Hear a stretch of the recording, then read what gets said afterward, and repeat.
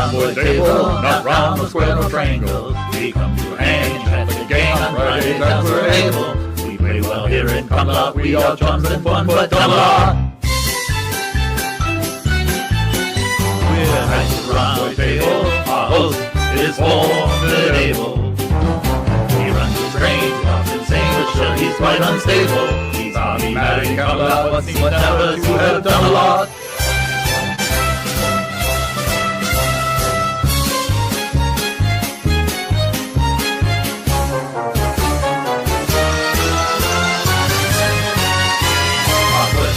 Label, quite incomprehensible. Blue wrenching and we have no plan but to sit and hear Dodge babble.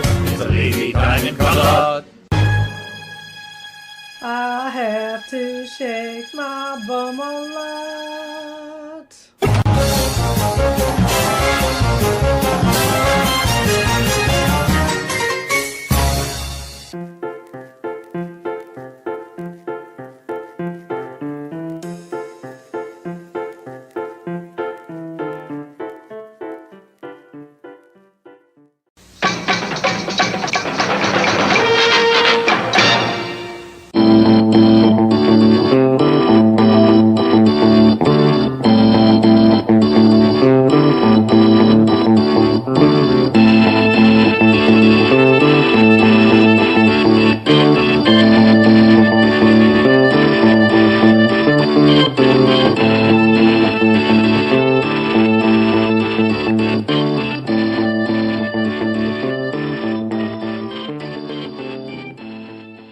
This channel is a not-so-proud member of YouTube's all-encompassing special society of heavily overwhelmed layout enthusiasts. Check any railway show, check any railway club, check any layout, check your own house. You'll find one of us somewhere. Warning, the content of this stream is not suitable for children under the age of 16. The topic, language, themes, attitude, and personality of the presenter is not appropriate for anyone, much less children under the age of 16. Topics discussed will not center on trains and will focus on anything except politics. It just happens trains are running. Any similarity between characters, situations, trains, and intelligent thoughts is strictly a coincidence. Any rebroadcast or transmission of the stream without the expressed written consent of Major League Baseball is strictly prohibited. Viewer discretion is advised. Remember the 3 rules for model train layouts and pretty much anything. It's your layout, do what you want as you want.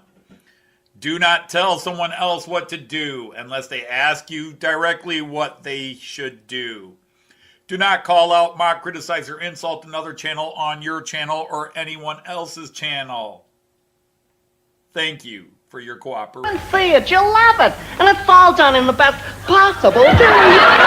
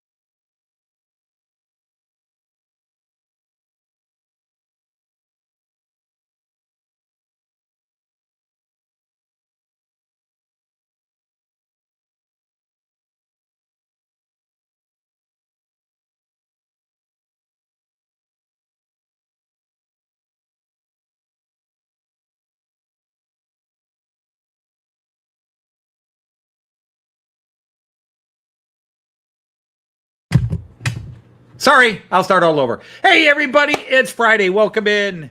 Hope you're all well. Welcome to the grand meeting hall of the Knights of the Rhomboid Table. I hope you're all good. I'm tired. And while I don't technically have to, I'm just going to once again, like when I'm in Germany, apologize. I have not been on YouTube. I know some of you guys, I might be the only person who comments on your video. And I'm sorry. I have not been on YouTube in a week and a half again. I did YouTube to show up and try my live stream last week, and that was a disaster the first hour and then the last hour and a half. But we ended my live stream, well, the second half of my live stream last week. Let's go back. Last Friday, started my live stream. Things ran well for about 4 or 5 minutes, and all of a sudden I just kept getting short warnings and my whole system was shutting off. And then all of a sudden it worked for about 5 to 20 seconds and then short warning. And I could not figure out what it was. Nobody was uncoupled. Nobody was derailed. All the third rail skis seemed in place. I'm trying to go through, and it just kept happening. I could not figure it out. And so after about 20 minutes of trying to run trains, I ended the stream because I just could not work on camera trying to figure out what was wrong. I figured out, well, that's a lie. I think I figured out what the problem was. It was my class 147 Loco, because I started going Loco by Loco and I was running trains. And as soon as I took the 147 off, everything worked. And when I put it back on, shorts again. Took it off, everything was running fine. Put it back on, shorts. Okay. Once, coincidence, twice, 3 times, we have a trend here. So I took it off, and when I ran things for about 10, 15 minutes and felt things were working well, I went back and started up the live stream. So some of you may have left when I ended the first part, but I did come back about half an hour later because things were running. Now, before I go into greeting everybody, I have not tested anything. I have not touched my layout except to put trains on. I ran each train by itself 1 lap, hoping I would get down here yesterday or this morning and work on it. And I have not had a chance. So let me greet everybody and then hope you're all good. If you haven't messaged in a little bit, type in a hello or comment. Let me know you're here. That way I don't miss you on the list. And now we start at the top. Our CEO, Sir Tim of Dowd. Hope you're well, sir. Sorry that none of my trains are exciting you. Just coming in, we have Sir Andrew, 156, shortbread. We have Sir Jeff from 3 Spikes Railroad. We have Sir Lee running trains. Until I see a video of it, I don't believe it, Lee. You say you're running trains, but until I see you post a video of you running trains, I'm not believing it. Sir Scott from Balcurvey is here. Sir Chuck Schreiber is here. Sir Brian, no, I said that. Sir Dan from Clintonville Model Railroad is here. Something about strangers in the house. Sir Greg from Great Northern is here. Sir Andy, the hot dog pilot, is here. Sir Jean Ricard is here. I'm sorry. I just can't answer the phone. I'm either covered in grease and I just can't answer. And I really couldn't even chat if I tried to answer. Sir Josh Cannon is here. Klondike. Sir Klondike is here. Sir Gary of Leicester Station is here. Sir Andy from March West Junction. Sir Dino from Model Railway Shed. Sir Mick, the Royal Barkeep, is here. It's been a while since I've seen you in chat. I hope you're well. Hope maybe you're on vacation. If it was other things, I hope it wasn't bad. It's always great to see you, Sir Mick. Sir Dino is here. Sir Clive from Newland Railway. I did catch a couple of your videos while I was eating breakfast. That's it. Sir Peter Menningen is here. Welcome, Sir Peter. I address everybody as Sir or Dame because it's something I started a while ago, making a joke about Knights of the Rhomboid Table as opposed to Knights of the Round Table, and the young ones did Knights of the Square Table, and that's always been a joke. So I just picked a different polygon. But welcome to this channel. Hopefully you'll find something you like about it. Sir Andy B from Red Bridge Railways is here. Sir KJ from Roland Blues. Sir Tom of Couples, our Sergeant at Arms. Sir Tom Houston is here. Sir Eric and Sir Willie and Dame Cara in the background somewhere. And Sir Opa. To all of you from the Von Don Eisenbahn family. And if I missed anybody else, I apologize. I've gone through my list. I'm checking it once, checking it twice, and don't care who's been naughty or nice. So anyhow, I have been doing this rebuild. We started prep. We went out of town. Friday, I had to end my live stream short because we were going out of town. We went down. We hadn't seen my son and daughter. We hadn't had the whole family together since Christmas. So we took the 3-hour drive down to see my son and his wife. And we took my younger daughter with me, my daughter Lynn, my grandson Kai, and my son-in-law Steve, who's Chris Stevens. Oh my God. See, I'm just so out of it. My son-in-law Chris came down and we spent the weekend with my son, and we just had a great time, just having the whole family together, a couple of dinners, breakfast. Went to a water park, which has become a family tradition that we all get together and go to a water park near where my son lives. And it was just great. It was great to have everybody together. And so, yeah, it's, which Todd is here. Sir Todd of Armstrong is here. Welcome in. And then literally we got back Sunday afternoon. I sat down and rested for about an hour and a half. And then Joyce and I went up into our bedroom and started removing wallpaper from this bathroom. And this wallpaper has been on those walls since 1987 at least. But it came down fairly easily. We got it all done that night. And then Monday I painted. We had to take everything because we have a toilet room, and then we have a shower room with a sink and large, odd shaped vanity, which is all now torn out, long countertop, blah, blah, blah. And then the odd shower and bath area, because Joyce likes her baths. Hey, sir. Hi from H&H Express. Hello. And a lot of you've been around a while. I have been remodeling this house. Like, this basement was remodeled in late 2016 and heavily in 2017. I redid the kitchen in 2016. I redid our Joyce and I master bedroom. We did the living part about 3 or 4 years ago, but I never did the bathroom. I did the main bathroom about 12 years ago, but it still looks amazing because I'm using it consistently now. I hadn't used it because we always had our own bath and shower upstairs, but we're inconveniencing my one daughter because we're using her bathroom now. We've moved a lot of our stuff down there. But anybody who has ever heard me talk about home renovation knows that the previous owner was a professional electrician, but was a hack. I wouldn't trust this guy to change a light bulb. And no matter what project I've worked on in this house, I find insanity that just brings all the work to a halt. To demolish this bathroom should have taken a day and a half at most to get down to the studs.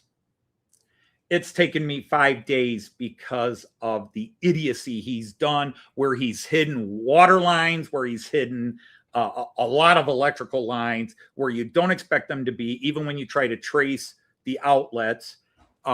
It's just, and then his excessive use of screws, epoxy glues to seal everything together. Oh my God, it's been a nightmare trying to get it out. But yes, last night we finally finished demo. We are done with demo. So today we began the positives. And the first positive was I had to even out the floor, because where he had the vanity, he hadn't put flooring in.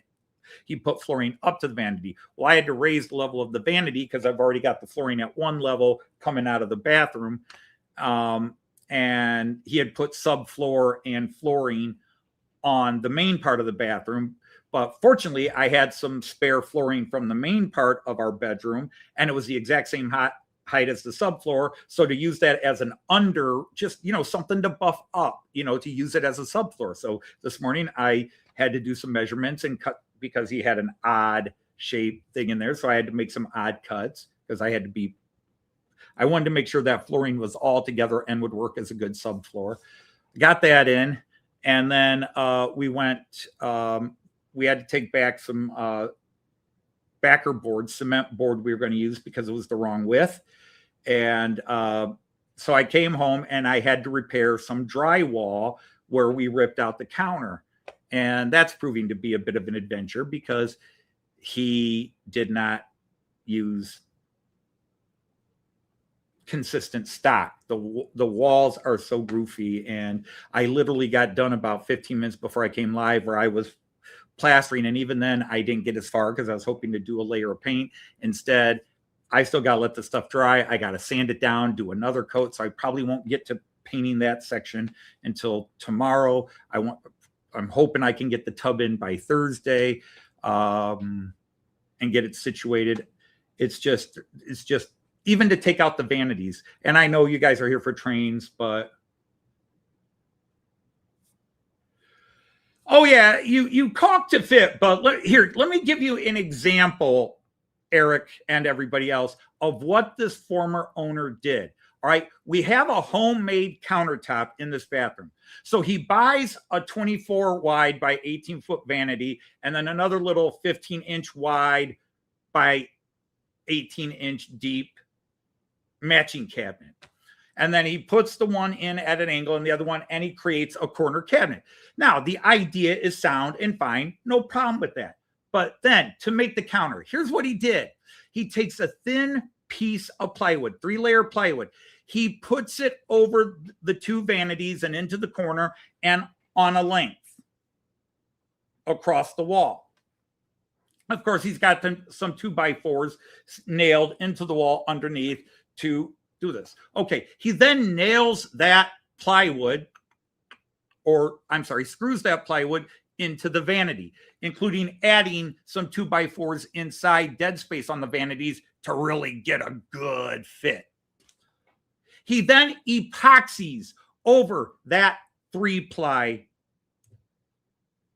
plywood, and he puts another sheet of 3-ply. Epoxies the whole thing down, so now the screws are epoxied underneath that. He then screws that one down. He then takes a 5-ply thick, no 7-ply thick board to make the counter. He epoxies that on top of those other two boards, a third set of screws. Then he takes those screw holes and he fills them with wood epoxy, not wood filler, wood epoxy. Now, if you don't understand wood epoxy, it's a glue. He's glued the screws. You will never get those screws drilled out unless you set fire to the whole thing and find something that flames. He then puts a veneer, a Formica veneer over that. So he's covering up. All he needed to do was put the 3 plies together to begin with, one set of screws, and then put a little wood filler in the screw holes to cover them up. That will prevent any screws from showing up through your Formica board. Formica is kind of stiff anyhow. You weren't going to get screw holes or cracks there.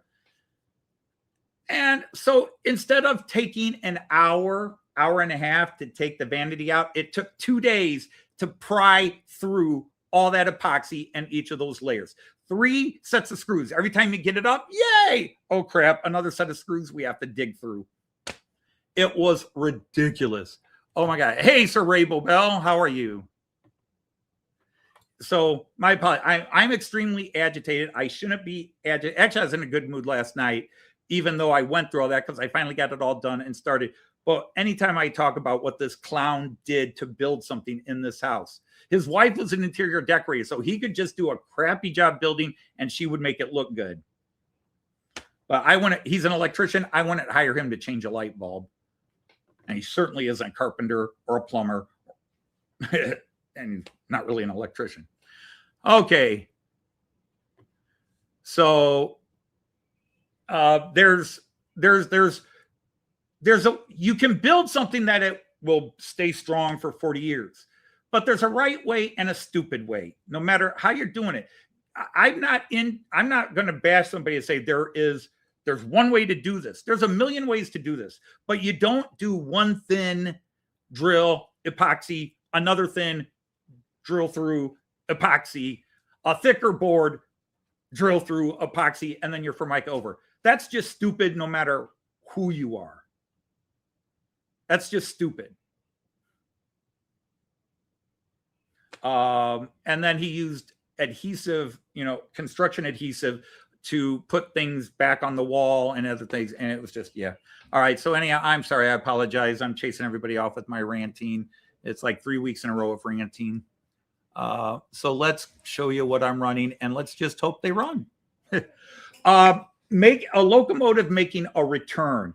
This locomotive has not been a live stream in way over a year, maybe close to 2 years. This is one I took to Germany, and because it's got a problem with one of the bogies. They ran it and said, everything's fine. They ran it both ways for 5 minutes. It worked fine.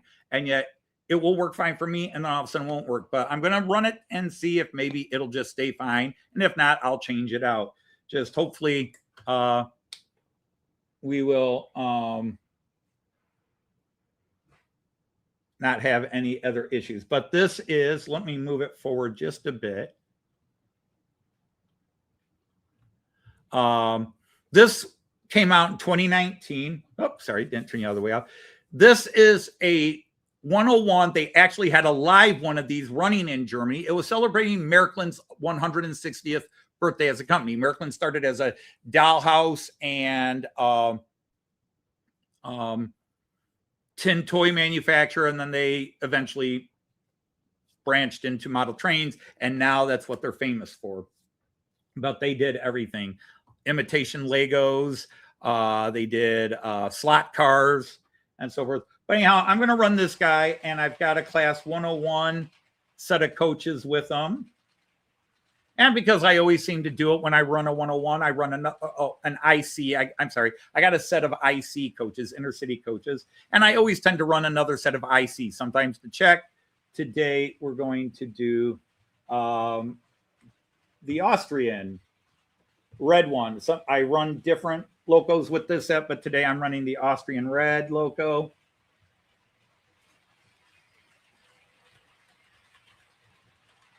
And I'm in panic mode because I have no idea how anything is going to run today.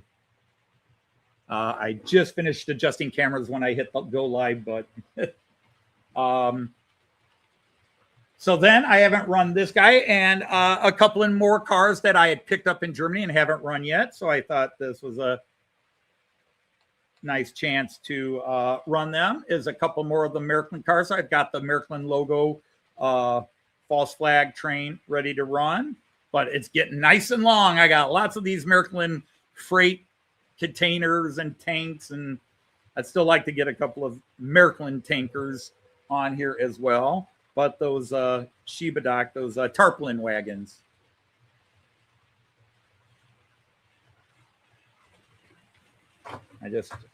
I did check all the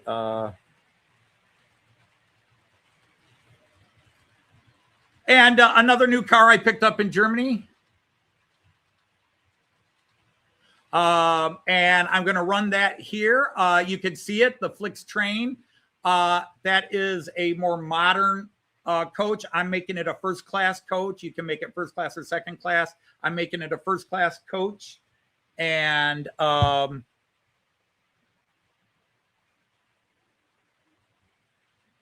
whoops.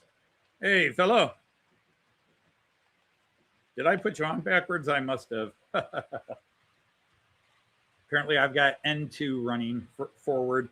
I thought I corrected that, but obviously I did not. And I'm ignoring chat right now, so I apologize if you've said something to me and I've ignored you. I apologize. And I haven't run this guy in a little while, so I've got my Metronom ready to go.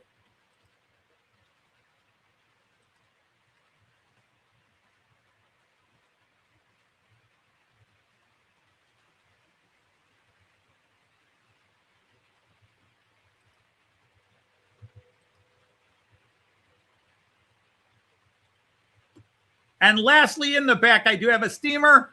Let's call it sort of a pseudo-heritage train. I've got a Prussian P8 with a bunch of pre-World War I Prussian passenger coaches. I'd really like to get a full proper set of this in the proper consist, but I've got other things I'm working on. Come on, chug it, chug it, chug. I know you need a bit of a startup and then you'll loosen up and get going. All right, now I can pay attention. Tito, hope you're well. Let's see, Sir Anthony Borden is here. Yeah, Anthony Borden. The problem is the Stooges had talents. This guy, his name is Hyder. I've lived in this house 33 years.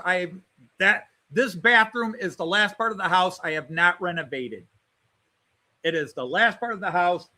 I have not renovated it. I have renovated every single room in this house, whether it was just a simple repaint or reflooring, new baseboarding.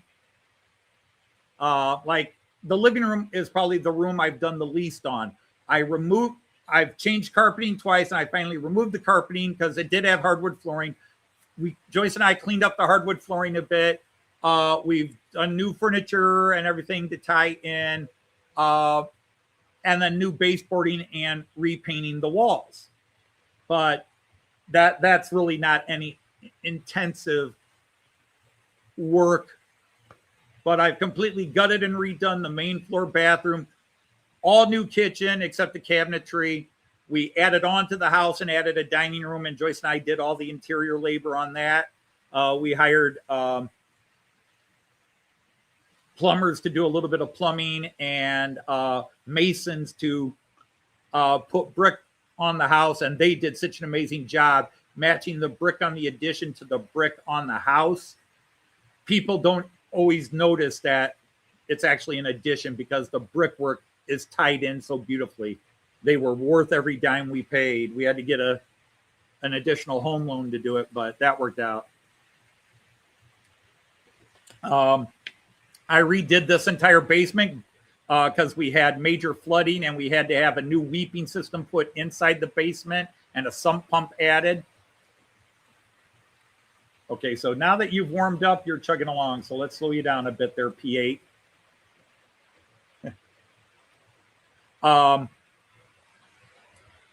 But I've redone my kids' room again, mostly removing carpeting, painting, building some furniture, rearranging some things in it, but not major extensive work, changing out plugs and doing some rewiring.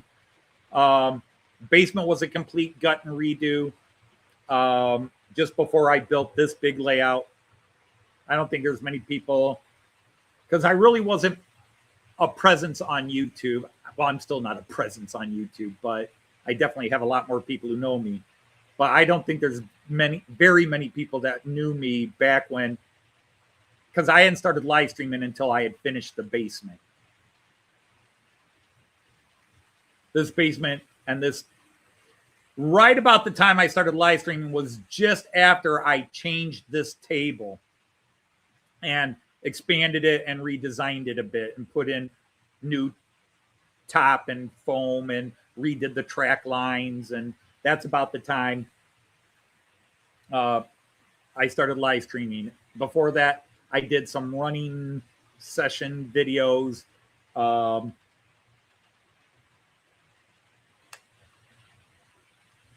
Let's not jinx it, Andy. Hey, Sir Michael. You were told there's a live stream you're missing. Well, I don't know if you're missing. There's a live stream here, and you're here.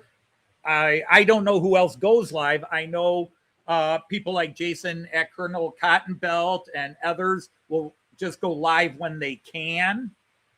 And so it might coincide with my live stream, and that's not a complaint. You go live when you can go live. Now, if you're going to try to schedule and do a consistent live stream, and there are people you know and channels you follow, and they do live streams at the same time, maybe try not to do it. But if that's when you can, that's when you can. Hey, Josh, thank you. I like the color on it. I'm not a fan of the company, although I softened on it because Joyce and I had a wonderful Flix bus ride. It actually was very comfortable. We had a good time. The seats were better than seats on an airplane. And and it was a good spirit. We drove from Copenhagen down to a ferry dock, and we took the ferry across the Baltic over to Warnemünde. We got off in Warnemünde, and then the bus drove us around that inlet and got into Rostock proper. So we softened up on it. But as far as trains go, it's very cool. My attitude against the train company is they refuse to accept. You have to buy a ticket direct from them. They will not accept the state ticket to Germany, which all other private companies do.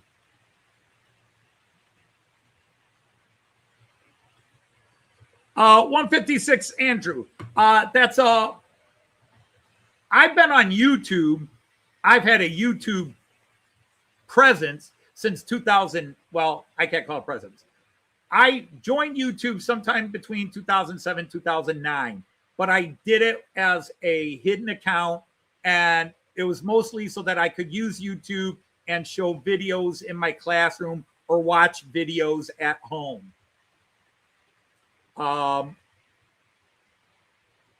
It was a much different YouTube back then. This channel came into existence in 2018. The Model Train Outsider began in November of 2018. And at that time, my train table was just a big, long, rectangular table that had 3 outer loops and 1 half loop. And then very quickly in 2019, I built the famous C that you see now. But in 2020, there were things I didn't like about the previous build, and I wanted to expand it. So I redid the tops. And that's about when I started posting full videos, was me redoing the track runs on here, new surface, new size. But the C circuit goes back to around 2018, 2019. And then that. All right, let's start changing some cameras. You guys have been stuck on this one enough. Let me see who's around and what's around. Get this mic out of the way. But yeah, it's been. Whoops, that's not the camera you want to see. I'll put multi up just for a bit. Yeah, I mean, I usually enjoy demo, and I do enjoy demo, but there comes a point where you get just so frustrated with the idiot work. Okay, there's jerry rigging, and I'm a jerry rigger, so I don't criticize jerry rigging. But there's good jerry rigging and there's stupid jerry rigging. There's what the were you thinking? You know, when you do 2 thin plywood layers, why not just buy 1? You know, you did 3. Was it like you had to have 6? Why not just get a 7 layer or a 5 layer? 1 board, and then don't epoxy fill all the screw holes. Even if you're using epoxy to join different layers of plywood together, don't epoxy the screw holes. My dad literally beat that into my head when I was 10. There's a lot of ways to do things. Many of them are good. Some are stupid. Don't do the stupid. Hey, Sir Randall Ellison. So I started live streaming in June of 2020 when a couple of people said they couldn't keep doing their live streams. So I stepped in and started live streaming. I moved it to Friday around July or August. Probably August is when I made it Friday and on Fridays, because I had gone back to work and Friday afternoons was the best time for me to broadcast. And so I've been live streaming since June of 2020, and I haven't missed a Friday live stream since I started doing Friday live streams. Now, I did Friday live streams before that July and August, but there was a time in August where it was only Fridays I would live stream. Now, I had already started numbering them. And then there are live streams I've done where I don't count them as part of the Model Train Outsider. And now only the Friday live streams are the Model Train Outsider. Oh, yeah. I'm sorry. Thank you for that, Jean Ricard. My good friends in the UK, I apologize. I did not get before, but I'm just out of sorts. Wow, that camera just does not want to stay level. Quit being...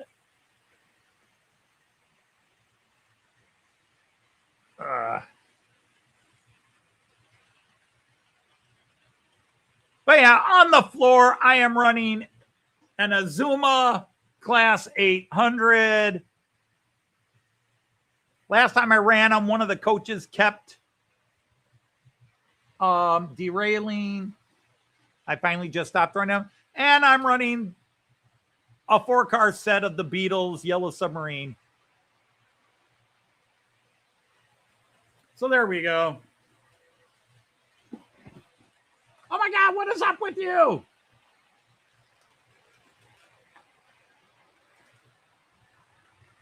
Uh-oh. And there we have a discombobulation.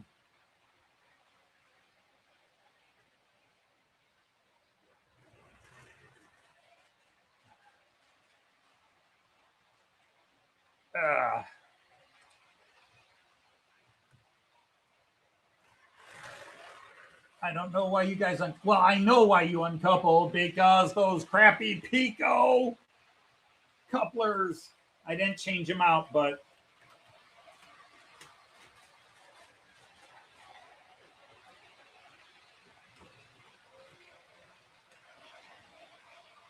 it never rains, but it pours. See, somebody said things were running smoothly, and oops.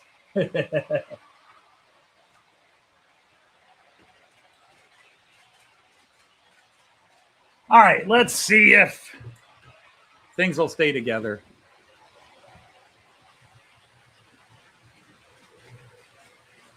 Okay, yeah. What happened is the new Flix car uncoupled from the old Flix cars, and it just took off again. Oh my goodness. Really?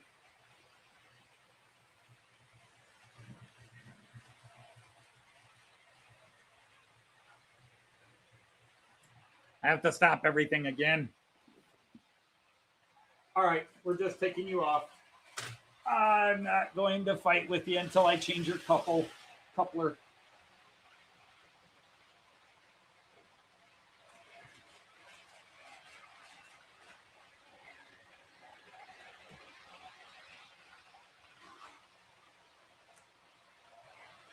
Yeah, that the Pico Flix first class car keeps uncoupling. So I just took it off. It's the second time it's done it in 5 minutes. And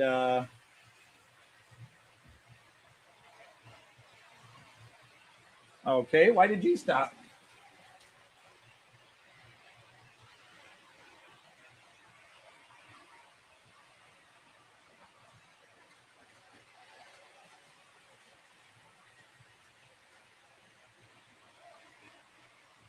And that Märklin 101 just stopped running. Not sure what's up with that. But if I have to, I'll change them out.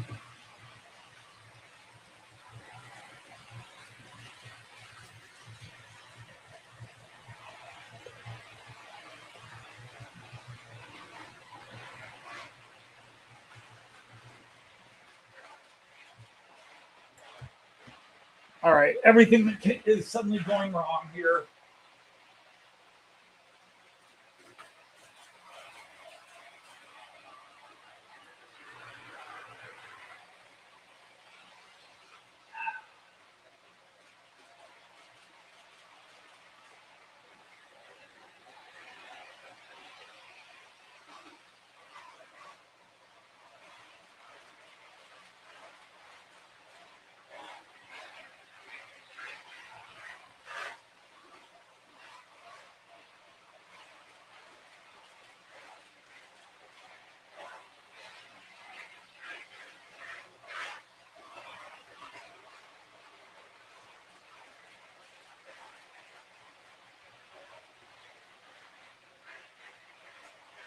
Oh,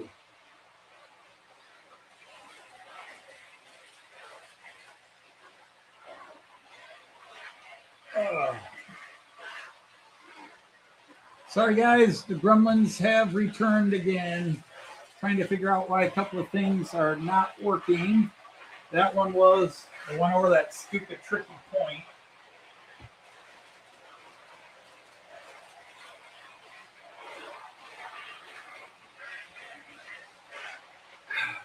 And two of my trains have suddenly stopped working. All my trains. Oh, sorry. The Märklin system is rebooting. Oh, Azuma lost that train. All right. So we're just having all kinds of fun bits.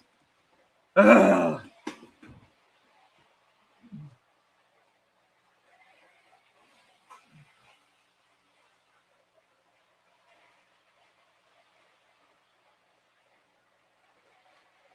Why are you such a piece of shit?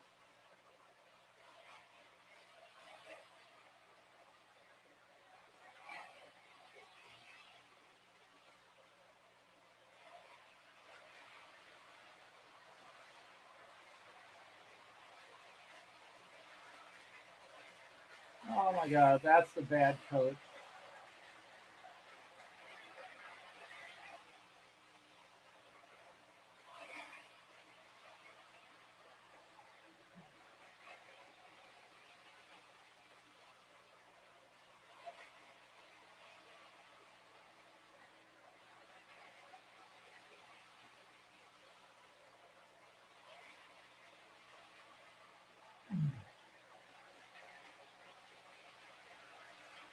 All right, stop it.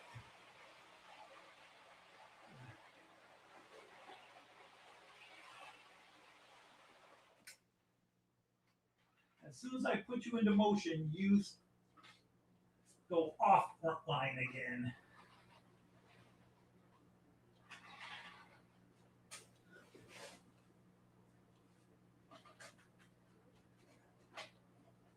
All right.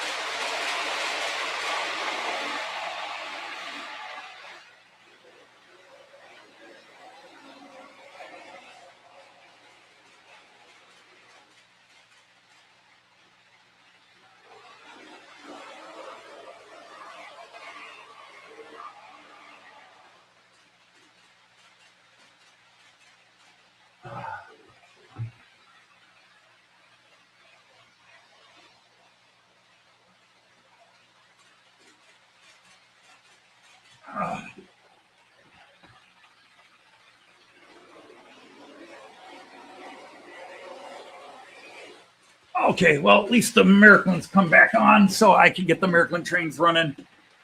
Oh my God, I just did not get a chance to work on this well enough. So anyhow, let me get back to the Märklin world and see if we can get everybody. Uh-oh, here we go.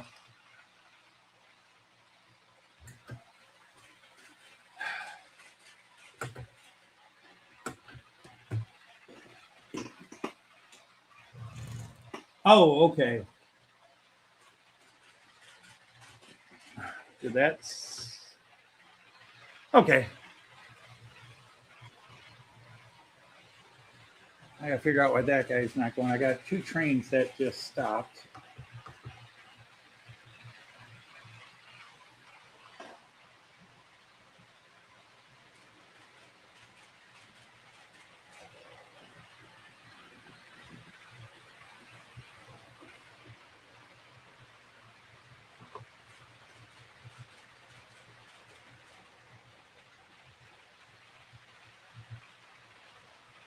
All right, we're starting to get things back in motion here, guys. Sorry about that.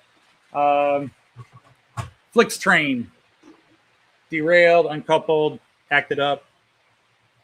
All right, let's see about the Metronom.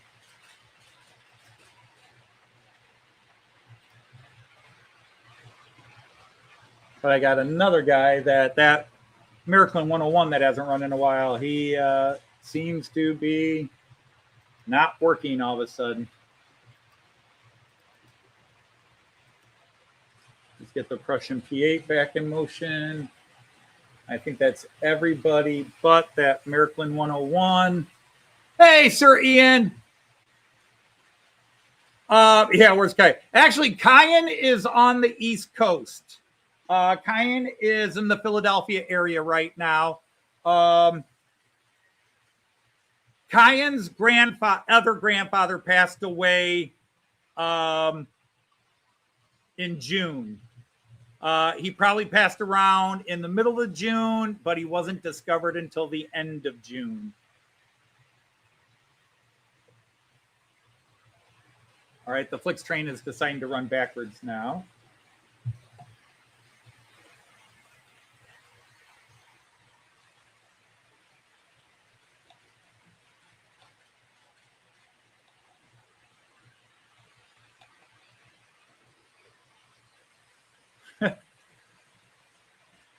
Oh, I tell you. See, somebody jinxed me. Everything's run smoothly until bam. Sorry, Andy, I shouldn't be being silly like that. But yeah, why are you not? Oh, there you go. All right, you're going to run now. Okay, cool. We got everybody back in business. Not sure what was happening there, but hey, he's back in business. Okay. So it only takes one little thing and it snowballs. I had this guy was uncoupling and uncoupling, and you go to fix that, and then I don't get another car railed, it derails. Oops, everything goes off, and then the shorts just start happening. Hello, Victor Van Fleet. How are you?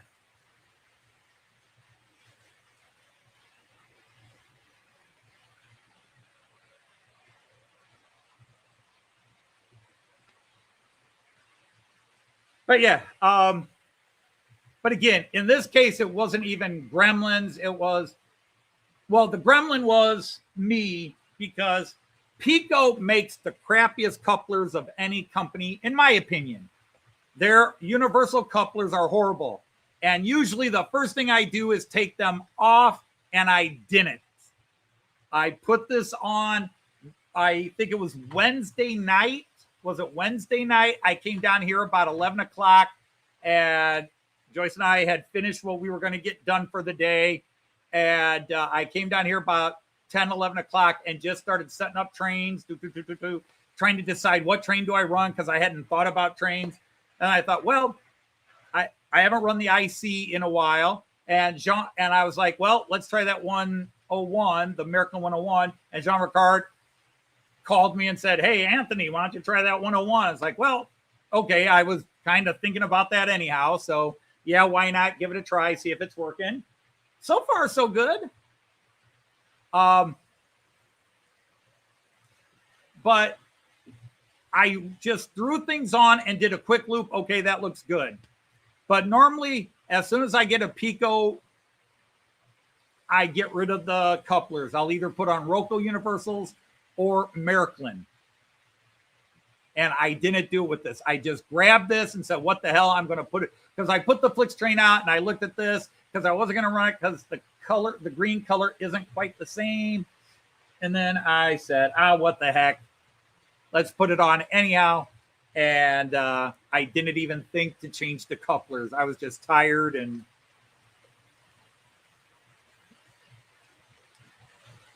well, they haven't been communist in 36 years, but yeah, I'm not, of the big three, well, I can't even call them German companies because Roco's Austrian.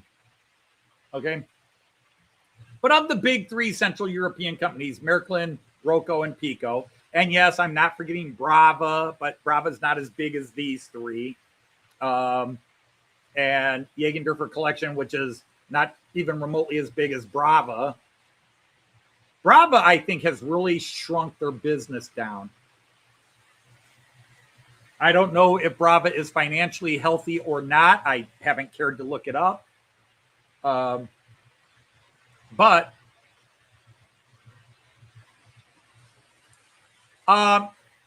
Well,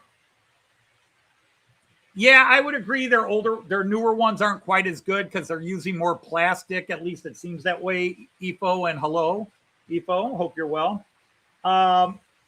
Their old ones are definitely great.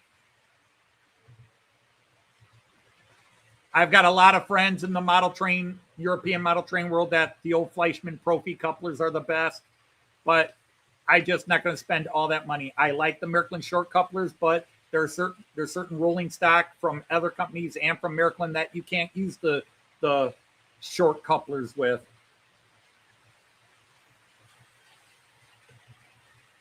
The Telex coupler, Relics coupler, you know. And there's Sir Ian again. If I didn't say hello, hello, Sir Travis. No, Travis. Last time it was definitively my 147 locomotive was causing short outs. Obviously, there's something wrong with its circuit board or its decoder because when I ended the first half of my live stream last week and then just started investigating, because we had an hour and a half, almost 2 hours before we were supposed to leave to head south. We had to wait. So I was like, I got an hour before Liz gets home. Let me sort this out.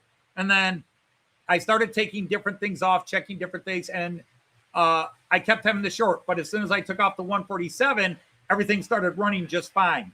I put the 147 back on, short. Took the 147 off. Everything ran just fine.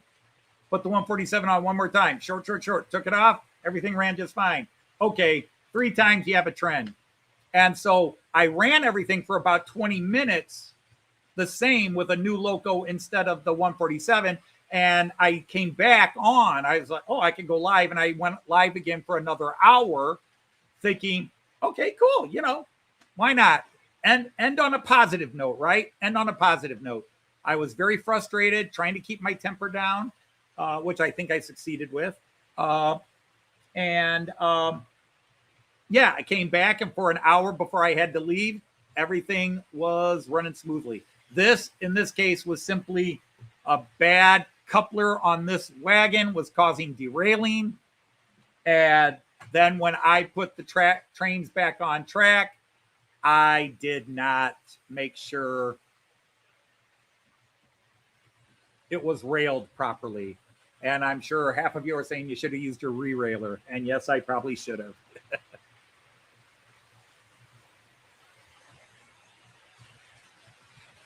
Yeah, I would love to attend some of their 25th anniversary bits.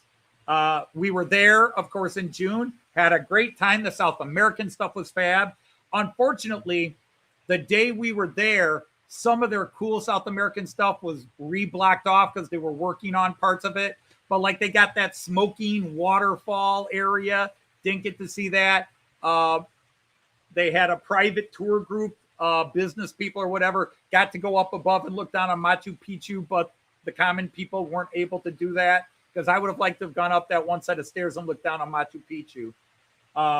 But it still looks cool. We still got a lot of video of it.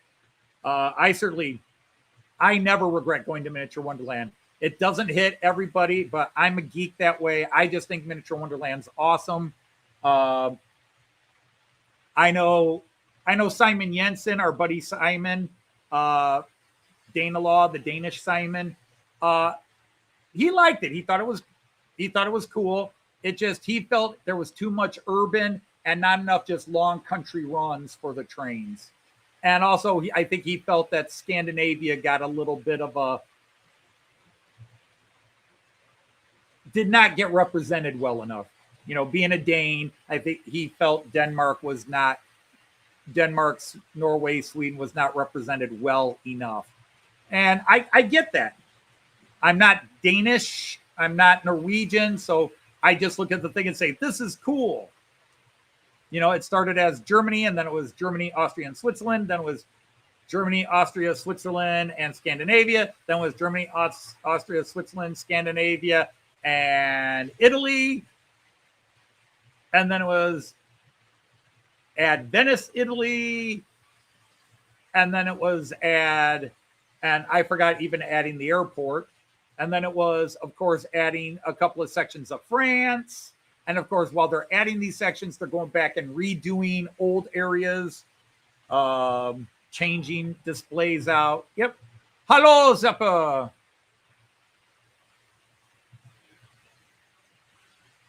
Yeah, that BR 185. I will buy it if Märklin makes it. If I don't know who else would make. Maybe there'll be a deal where Pico and Märklin release it. Märklin gets the 3-rail version. I will probably buy it just because it's Miniature Wonderland 25th anniversary. And Märklin will probably give it the gold pantographs and gold. But yeah, I like that. I like the coaches. They've got some coaches that run around the Hamburg subway celebrating Miniature Wonderland, as well as the S-Bahns. So those might get released. Actually, I'm pretty sure somebody's releasing those. But yeah, Miniature Wonderland is just, if I lived over there, if I lived in Hamburg, I would be at Miniature Wonderland once a month. Like, I'd just be, honey, I'm off to Miniature Wonderland. Now, Joyce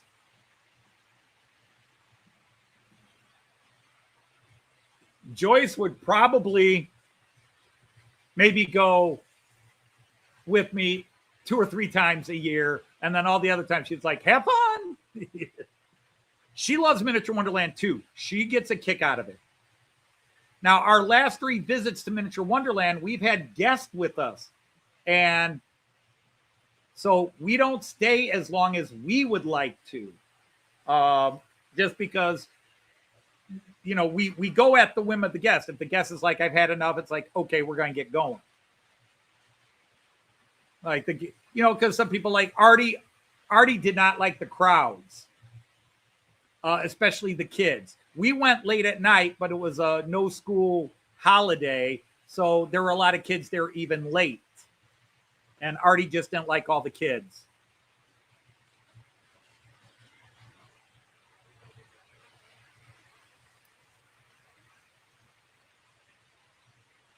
Sepper, I can get behind that. The Taurus can be very oversaturated, both in the real world and the model train market. But I do love the dual Vectrons. I've got 2 of them, and I think they're fabulous. I could see myself getting a 3rd if the right livery showed up. For example, there is an IC livery you can get the Vectron in. I think Märklin's Pico released one, and Märklin is going to release one in the IC livery, and that could easily be a, yep, I'm doing it. Push-pull on the freight. Aha. Well, let me just not stop everybody and sort it out. Where are you, 249? Oh. Dudes, what is up with you?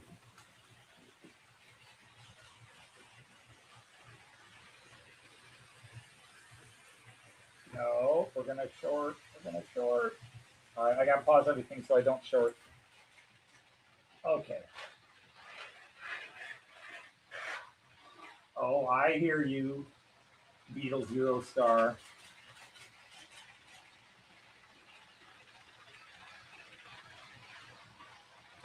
All right. Well, what we're going to do is we're just going to change the running order of everything.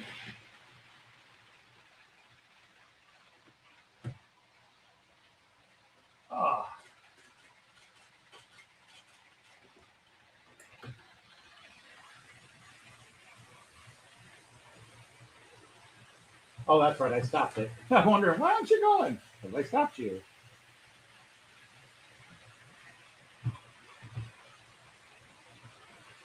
So now those 2 cars that were right behind the Märklin, because, I mean, I don't, when it comes to trains, model trades, my models, it's, I have favorites. Some are sympathy favorites. But I will say, I love the Märklin false flag guy coming around here in a minute. I love this train. I love that 249. I just love the black and red. which is such German rail, and of course Märklin. I love it. I think it's wonderful.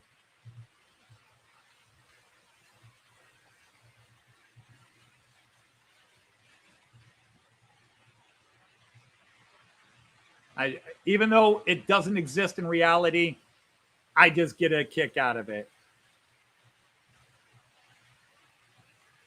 Hello, Freitag. Yeah, see, I'm one of the weirdos. This is just my opinion, which means absolutely nothing. Nobody should take offense by it. I'm not a fan of the Talgos. The old Talgos, to me, they always look like little bread boxes or something. And a lot of people love them. And I'm not a huge fan of them. And I got to see them live and in person while we were in Germany this past June. And even while I will say they look a little better live, I'm still not a fan. I'm still not a fan of the Talgos. I want the ICED.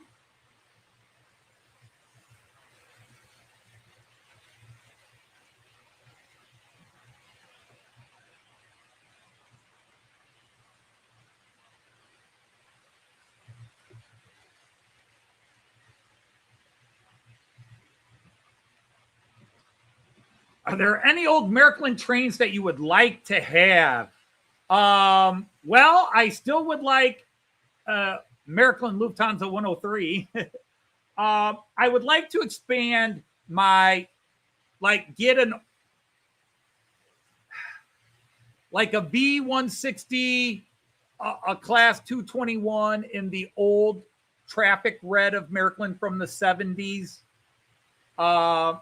As far as trains go, I think for now I'm covered. I've got there's one more.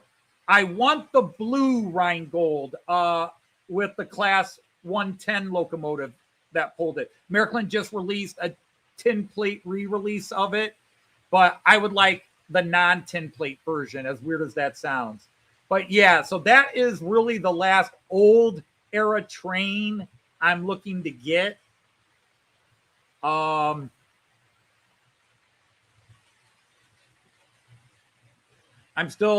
have not tested. I have not even run in my new Märklin steamer. I showed this last week. This is my new French guy.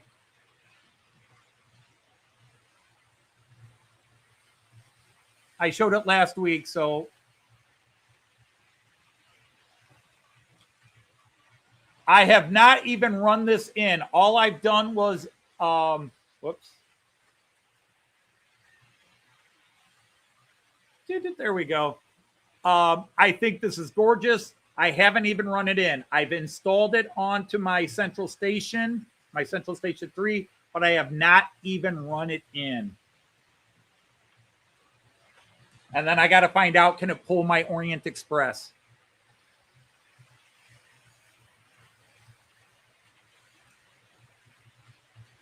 Oh, did you? What trains? What trains, Josh?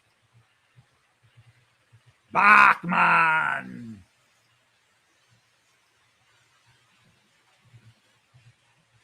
I agree. Freitag, liveries can make a big difference. It's like the Class 37 from the UK. EFO, probably, since we saw so many of them in central and southern Germany, southwestern Germany, probably the German version, probably the DeutscheBahn version as opposed to Danish. But I do have a Danish locomotive that I will be getting sooner rather than later. Yeah.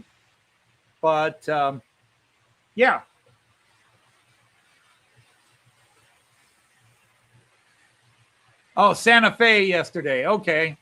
Santa Fe is always classic. No, I do not have too many locos, Jean Ricard, and I'm not sure you don't have more than me.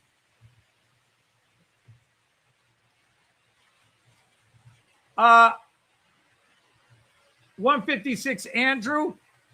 The Class 37, I wasn't trying to say I don't like it, but if I do, too bad. I don't like it. But no, the Class 37 is one of these locos that is gorgeous in the right livery, and in the wrong livery, it looks kind of meh. Sort of like the American F7 and F9s. To be honest, the big GE 44s here in America, they're kind of cool looking, but no matter what livery you put them in, they don't make me go, wow, and I don't look at them and go, meh. They're just sort of like, yeah, okay. The various 44s we have. Sorry, Randall, I know you see a lot of them. They're kind of cool, but they're not exciting to me, but I don't see them ugly. 37s in the right livery, I love what is now called the Rail Operations Group, but when I first got into trains, it was the Euro Phoenix livery. I love it in that livery. A Scott Rail livery is pretty cool on it. Some of the DRS liveries on the 37s, and they're gorgeous.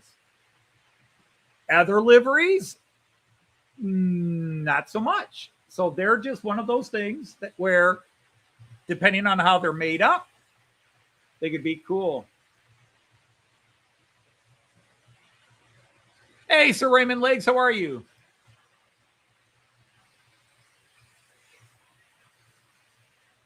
Yeah, Eric, they are heavy coaches. Even by themselves, the two coaches at each end, the baggage coach and whatever the next coach is in from each end, those roll smoothly. The middle four coaches feel like they're a locomotive. They are heavy. And they have a lot of drag to them. And I have tried to look to see if it's something in the axles. I've oiled the axles. They are just heavy.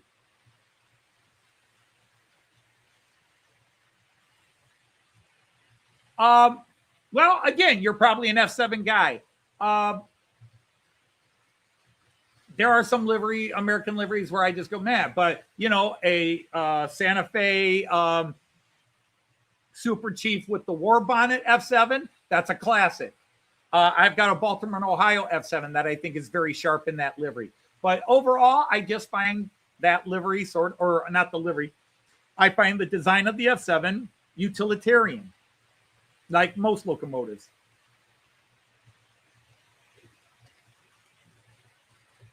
Let's see, what did Raymond say? I could, but I would be just as happy getting a Märklin. I had opportunities to buy those car sets on eBay, but I had other things I was looking to get, so I didn't get those. So they will reappear on eBay when I'm ready. It's just, I had things. Yeah, it's chugging along. Just consider it an express. Just consider an express. Let me get to it. I'll slow the puppy down. All right, fella. You've warmed up, apparently. You need to slow down. Your customers' lips are stretching back to their ears at that speed. They're going to look like Mick Jagger, a whole train of Mick Jaggers. Lips stretching around their face. But there we go.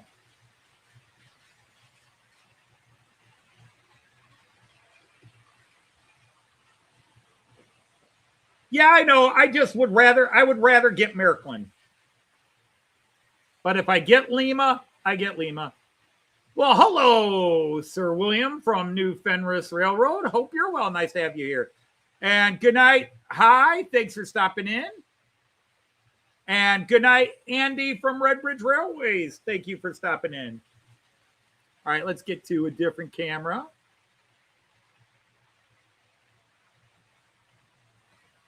Then again, let's just follow this guy around.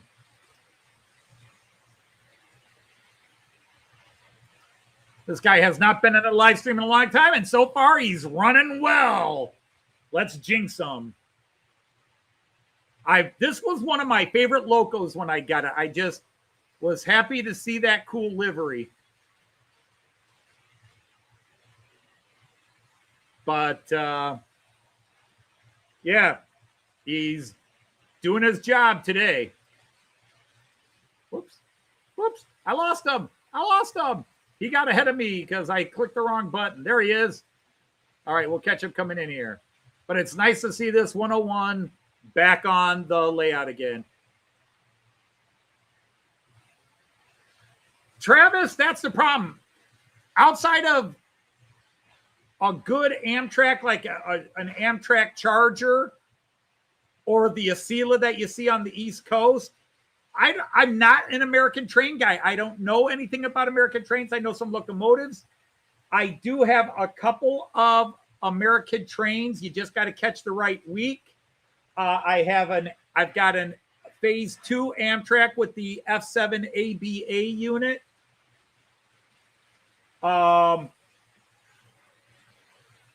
Which I ran 2 weeks ago. And then I've got a false Amtrak livery of a German ICE3, but it was painted up to look like an American Amtrak, which is a cool looking train. I ran that a couple of weeks ago as well.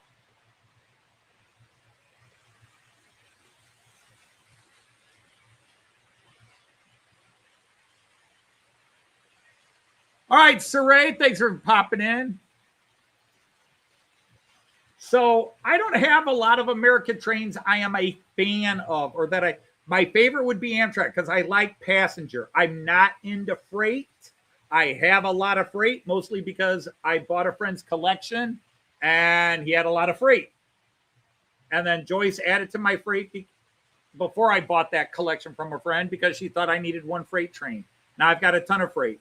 But I know a lot of people that watch my live stream like freight, so I try to run at least one freight train a live stream because I know a lot of you guys like it. So I try to run at least one freight train per live stream, sometimes two.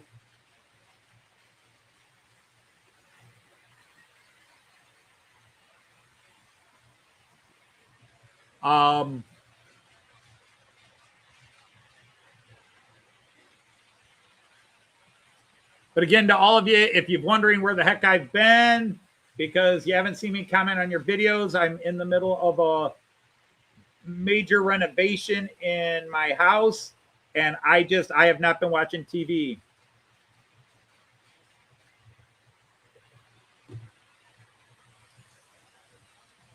Victor, the one they wouldn't work on is running today. I didn't work on it. It's just running. Hey, Sir Craig, how are you doing? Hope you're well. My 103, no, I need to send it to somebody. And I've been saying that for months. I need to send it to somebody and have them just redo the decoder because I screwed. The decoder works, but I loaded it with the wrong protocols, and I don't know how to do CV codes like that. That's why I do preloaded stuff.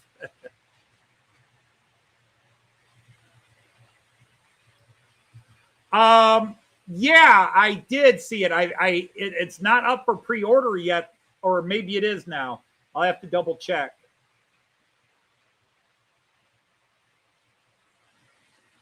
But yeah, I have not looked at trains or anything train related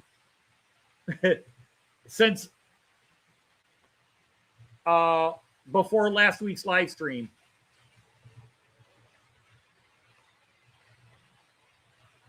All right, Sir Travis, take care.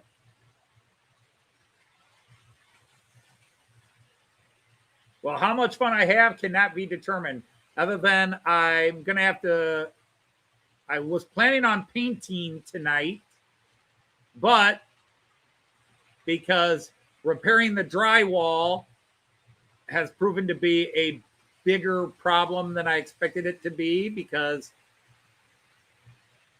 well, Hyder just does stupid things. I did a first ugly coat of mud, and I have to wait for that to dry and then sand it down and do a second coat to patch this up. Hey, Sir Ray Bertelson, how are you? And by the way, speaking of Rays, Sir Ray from Mom and Son Rail Fans was in earlier, but I never saw his name up. He popped in and said hello. Sorry, I never saw your name show back up on the list there. So to Tammy, I know you guys had another family loss here last week, so you have our sympathies and our best wishes. Yes, KJ, I saw that. And yes, I'm tempted. Oh, you're waiting for an insurance agent to pop in. Uh-oh. Car or house or physical? Yes, I saw that. And to be honest, I would like to order it. But because Joef is owned by Hornby, and yes, I'll pretend, I am pretending you did not leave the B out of Hornby there. We'll just,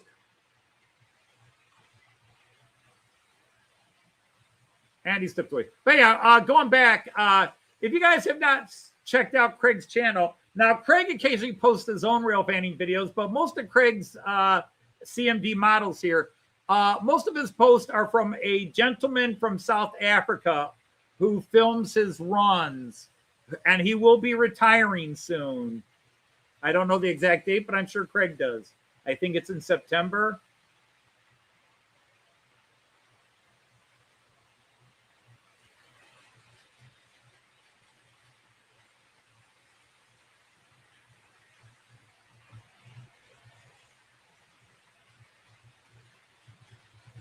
Yeah, I guess they look that way, but I don't have enough depth to know that. Let me see. Somebody here. Sir Chase is here.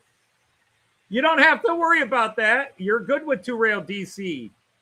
That's fine. 2-rail analog, 3-rail analog, 3-rail digital, 2-rail digital. It's all good. Whatever makes you happy. All the trains I run, you can get in 2-rail. Some of them you'd have to run DCC because they don't make analog versions of them. That said, Pico does make, for example, analog versions in 2-rail of the ICE3 and some of these other trains I do run. So if you liked these European trains, then and you wanted to add 1 or 2 to your awesome collection, then you just look for Pico or Roco.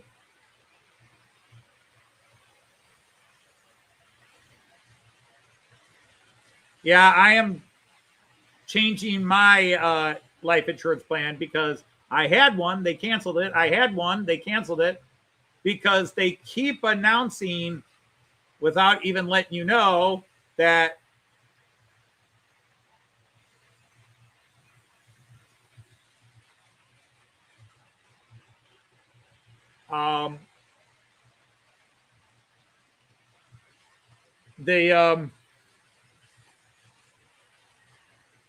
every time Joyce has to re-up her life insurance, they cancel your life insurance policies and you have to re-up it again. And Joyce, because it's now on Joyce's occupation, my life insurance used to be on my own, but since I retired, it got moved to Joyce's, and they play games.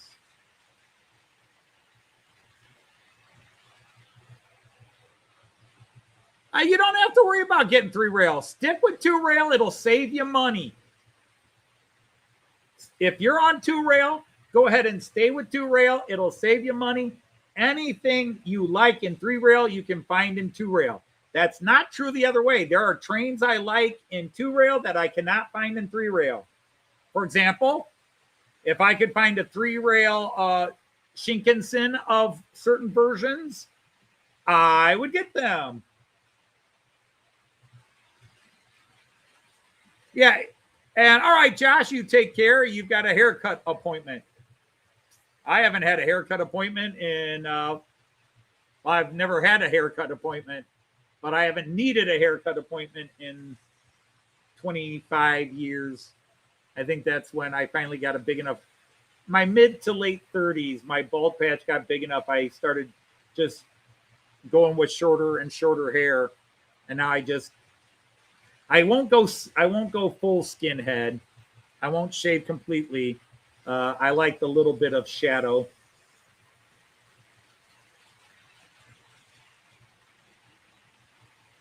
You had a haircut for free. I've given myself my own haircuts for, like I said, about 25 years. I bought a razor. I bought a hair trimmer. I've had it for, well, actually, no, I'm on my second one now because I did burn the first one out. I'm on my second hair trimmer. The first one cost about $25. The third one cost about, the second one, I mean, cost about $35, and it's still going. So somewhere around $55, $60 on personal hair trimmers, but it saves me, because the cheapest I could get a haircut nowadays is like $15. Even the barbershops will charge $12 to $15 now. And it's just not worth it. So I need to cut my hair about or at least at the length I wear it, I cut it about once a month, maybe 14 times a year, because it's just over every 3 weeks that I just. But I also, when my son comes up, at least once a year, he asks me to cut his hair. Just, what setting do you want? Put it on a 5, Dad. Okay. And it saves my son $20-$30 or whatever he has to pay to get his haircut, because he still has a full head of hair. Now he's in his early 30s, so he's gonna hit that point where, but we'll see. Maybe he'll keep his hair better than me.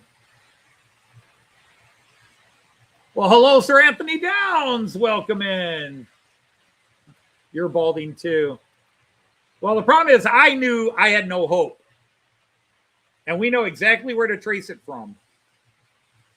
If you go back to my great-great-grandfather, every Dodge man has hair. Nice hair into their 70s and 80s. Just nice hair. But you begin with my grandfather, and they're all bald. So it was his mom that brought that gene in.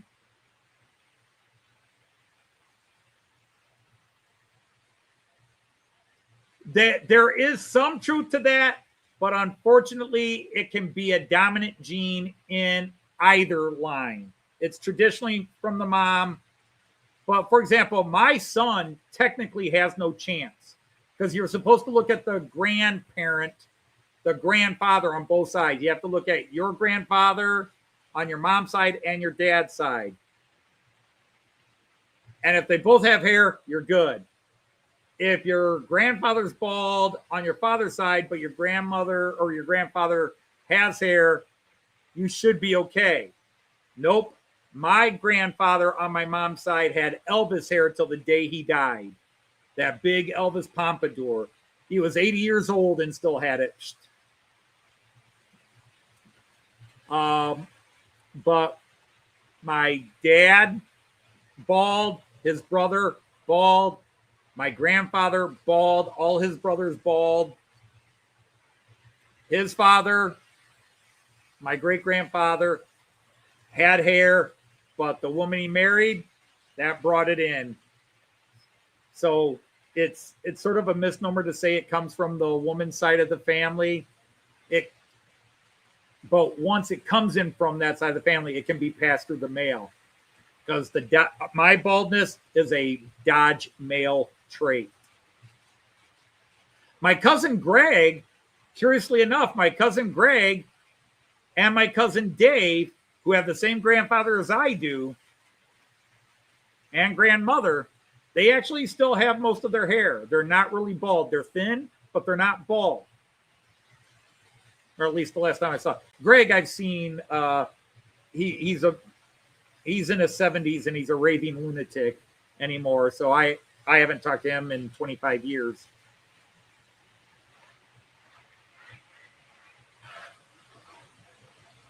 What's the red and cream train parked on the track next to the yellow bright looking train?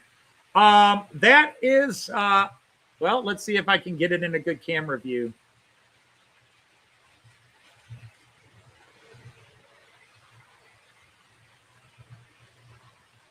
That is my TEE Express, Trans Europe Express. It's a VT 11.5, and I believe this one is the gas turbine fired or diesel turbine fired. I forget which one. Classic of the German railway system in the 50s and 60s and ran into the 70s, the Kraftwerk chain. Well, there's a wonderful name to see. Although he was giving me guff about trying to straighten his bridge out. It was just an idea. I didn't know how strong a plastic he had. Now, mind you, I probably weigh a bit more than you, so maybe if I stood on it, it would crack in the middle and break. But anyhow, hello, Sir Mark from Model Railway Fantasia.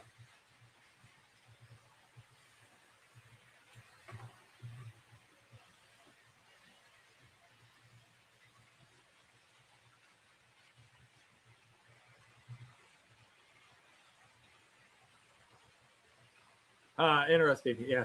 The Kraftwerk train. Yep.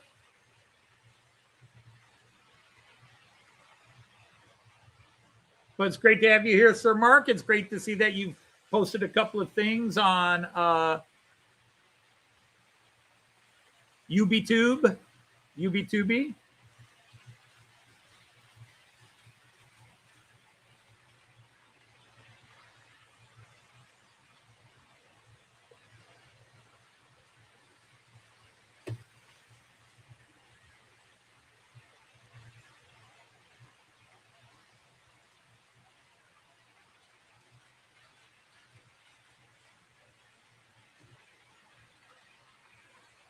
Well, welcome, Sir James. Although I'm a different, I am Anthony, but I'm not Anthony Downs. I'm Anthony Dodge Mile Train Outsider. Or maybe you want Anthony Downs and don't want me. All right, take care.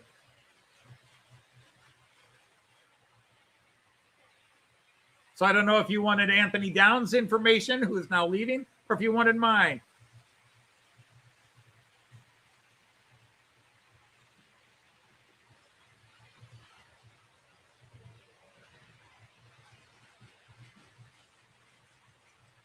How many steam locomotives do I have?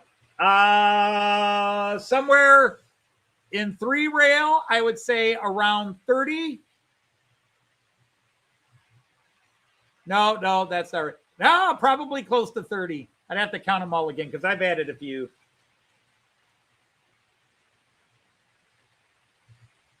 And in 2-rail, probably 6.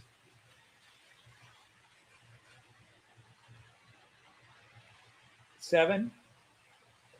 Because I did give one away, so I'm probably down to 6. So, yeah, I'm probably 20. Yeah, somewhere around 25 to 30 in 3-rail. I do not have my trains inventoried by type. I've got them by address and company, but not by type.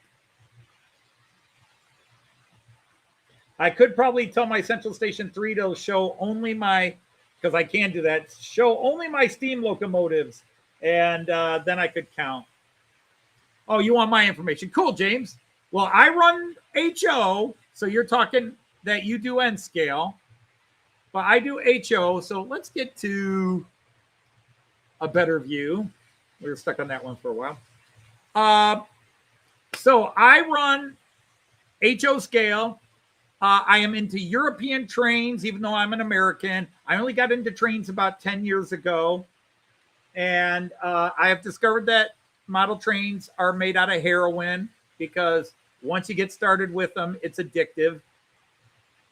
I can't stop now. I run a 3-rail system by a German company called Märklin. So this is Märklin C-Track, which is their pre-bedded, not quite as realistic plastic bed track. You know, sort of like Bachmann Easy Track, but a million times superior. Or Atlas Easy, whichever one does Easy Track.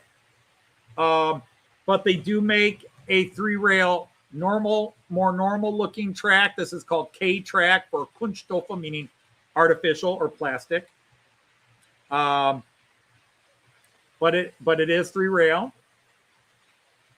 But what I love about the 3-rail, now you might be looking on the phone, but everybody's just be patient as always. So you can see there's just a row of nubs down the middle. That's your 3rd rail contact. There's actually a full metal bar running down the middle here. So with a couple of little snips, you can make this 2-rail track and then rewiring. But anyhow, yeah, this is the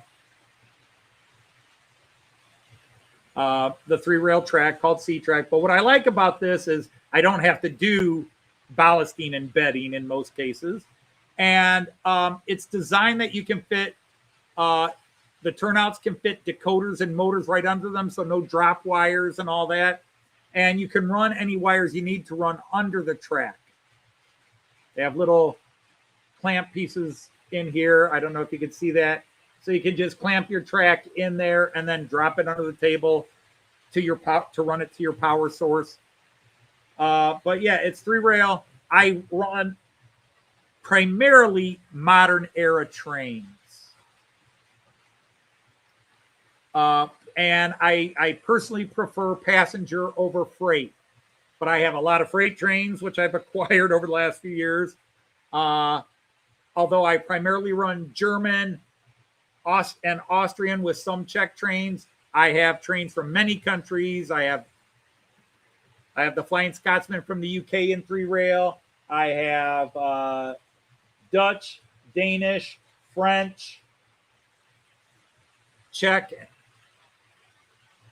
Who am I forgetting? And I now have all eras covered with trains. There was a time where I would happily say I was not into steam locomotives, and as somebody just asked, I now have over 20 steam locomotives in 3-rail. I might be close to 30, but I'd have to count it.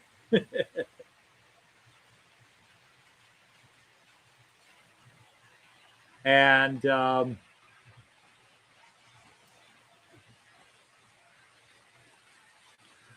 my layout is, I'll show you. I haven't actually put this up in a long time.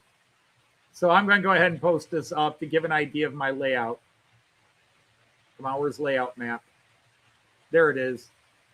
This was hand-drawn with a computer, so it's not quality mapping work. But this is my layout and a rough idea of where the cameras are sitting. Although I've got more cameras than this shows now. And the other thing you have to understand is my image here is inverted, not actually. You should be able to read, you know, like a lot of guys do videos, their words are backwards here because they've got their camera mirrored.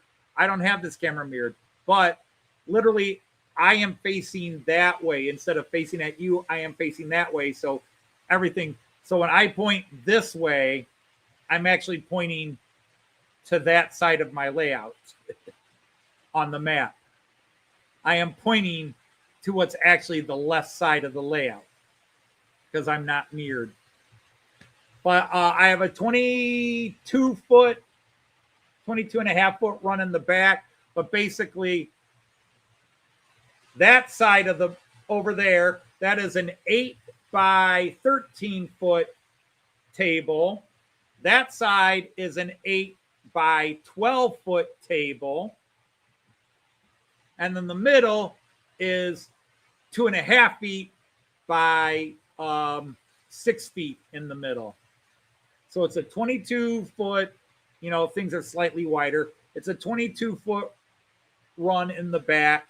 I have 3 lines running in the back. I have 3 lines that run full loop. It's a relatively fat flat layout. It's a relatively flat layout, but there is an incline that goes up the outer 3 loops, and on this side of the table comes around and levels out by me. So just to give you an idea, let's do it. Up the ramp. Hey, Sir Russ. Yeah, it kind of, especially when they're trying to show print or things on a box, it's like it's reverse. I can't see it. And you just have to go into your camera settings and turn off the mirror.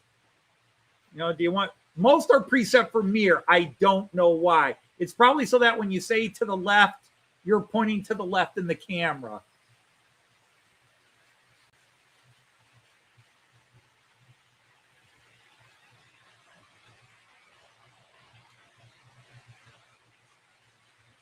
Yes, the Flying Scotsman is a wonderful steam locomotive. I'm not into territorial. My country's trains are better than your trains. Every country's got some great trains. Every country's got some crappy trains.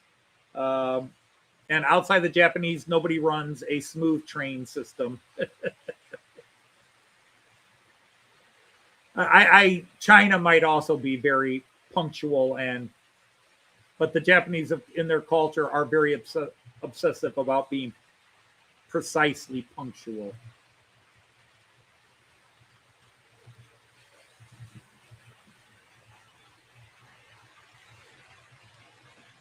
My only suggestion is if you haven't tried eBay, start with eBay and just have a saved search with notifications so that anything Renfa that comes up. Now, are you looking for that the coaches were coaches that were run in the 80s and early 90s, or were made in the 80s and early 90s? You know, in other words, that's an era you're trying to recreate. But unfortunately, I can tell you where to find German and Austrian and Czech trades. After that, my answer is eBay, because I have to do all my shopping online. I should say that. When I go to Germany, I get to walk into some train shops, but there's not even a regular train shop within an hour of me. I think the closest model train shop is about an hour and a half away, or I don't know. There might be one in Fostoria still, maybe in Fremont, maybe in Findlay. I don't know. I think there might be shops in there. But otherwise, and European, the closest shop that sells European trains is about 2 hours, 15 minutes away to drive to. And they don't carry a lot of new release stuff. They're mostly, they have some new product, but it's a limited supply because it's a shop in the middle of nowhere, Ohio. And so they don't get a lot of people like me walking in looking for Märklin, but it did start as a European train shop. And now they still have a large European selection, but a lot of it is stuff released over the last 40 years. And they have a small things that they're pretty sure they've got customers for with the new stuff. Ran in the 80s and 90s. So, again, if you're an American, your best bet is either eBay. There are a couple of shops. I don't know if they would have the Renfa, but yeah, Raymond Lakes just typed in Renaud's. Renaud's has electro trains, so he's probably got a league for you already set up. Raymond, there's Renaud's. There's a couple other shops on the East Coast, although one of them has just gone out of business. Then there's the Canadian, the one Canadian shop, Euro Rail Hobbies, out of Canada.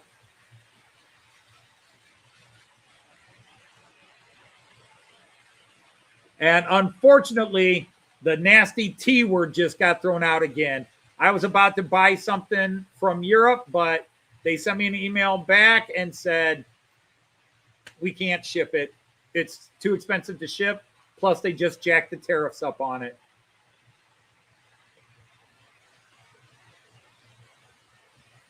Oh, it looks like the Beatles. Oh, I never started it back up. Oops. Sorry. All this time that Yellow Submarine has not been running.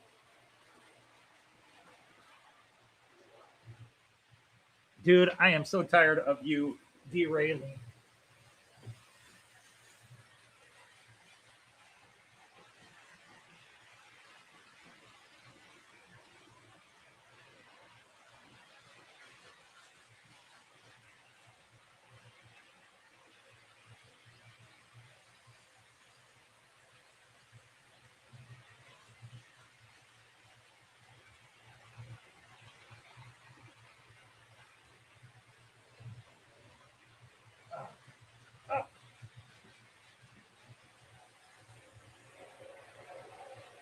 Oh, now you're even worse. Get over here and get in here, you POS. It's your front bogey. I can see it now. Yeah, you.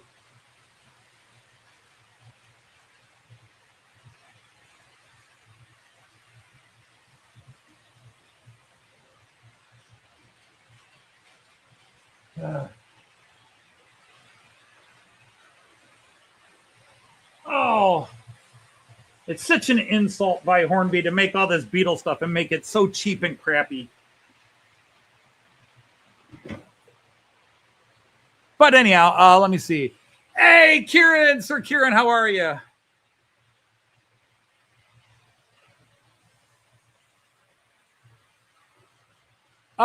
Yeah, in Oregon, probably not Eurostock.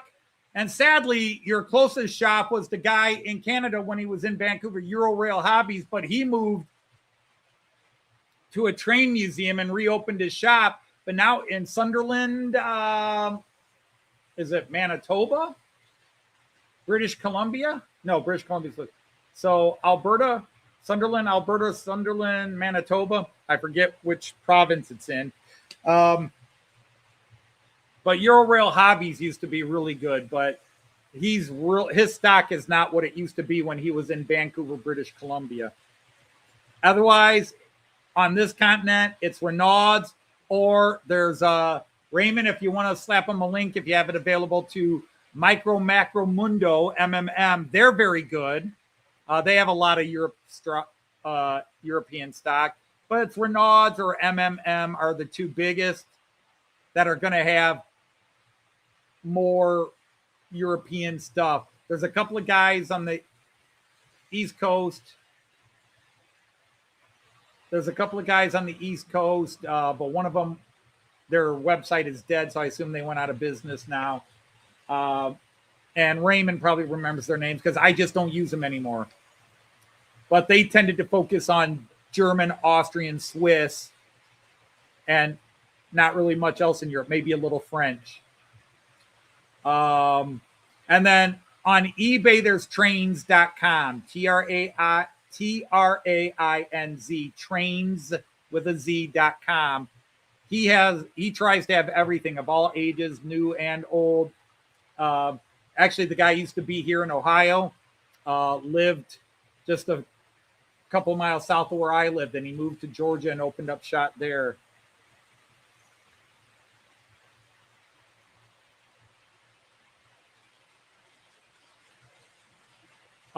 We have now my go-to shop in Europe is Model Bond Shop Lipa, although I have smaller shops that I'm fond of as well. But again, the T word just creeped up. And I would go on a massive rant about this. I am very, very ticked off at what happened in our country because we threw tariffs on everybody for a while, and we, the consumer, had to pay. This idea that the foreign businesses would swallow the cost, no, they jacked up the price of their stuff. But we got double whammied because the companies like FedEx and UPS and even DHL, they jacked up their shipping rates to cover the cost of shipping. even though the tariff prices were being passed on to us, the consumers, and then they all got tax rebates for having to pay more for shipping. So they got the tax rebates. They've kept their shipping rates high, even though the tariffs had gone back down for a way. And now that the tariffs are on again, they've jacked their prices again. And it's like this BS.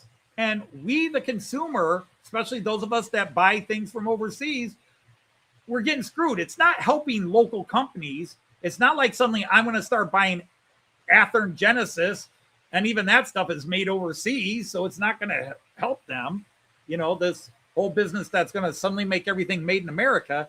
No, it's yeah, like I said, I'm going to break my rule about politics, but yeah, we're getting doubly and now triply screwed by this whole import tariff situation. And I'm sorry if somebody's too politically caught up in something to understand how dumb this is. But anyhow, I was going to show that camera. Nobody's going to come up. Well, nope, we're going to have, you can see the Märklin guy. This is a 2.5% grade incline, maybe 3% incline.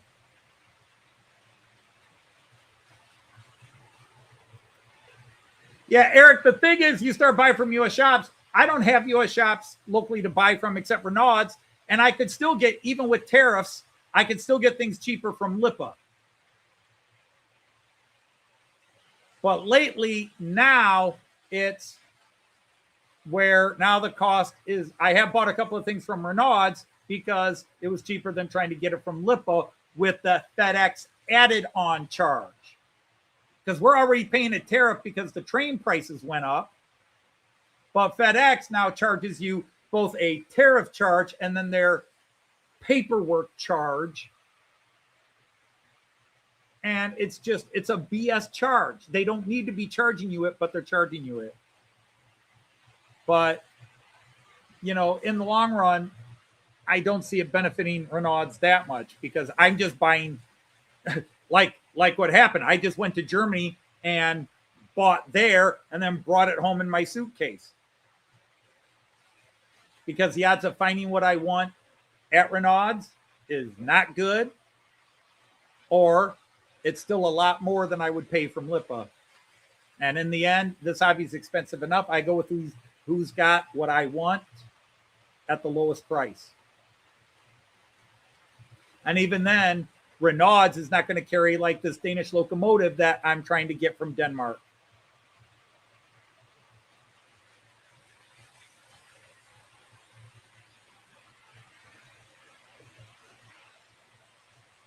Euro model trains, yeah. Hey, Sir Simon, how are you?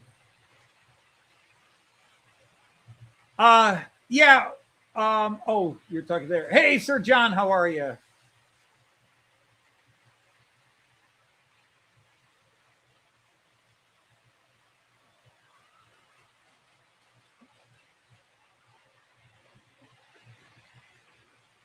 But yeah, FedEx, UPS, DHL, they all got massive rebate checks for the tariffs when our courts declared them illegal, which our courts will do again.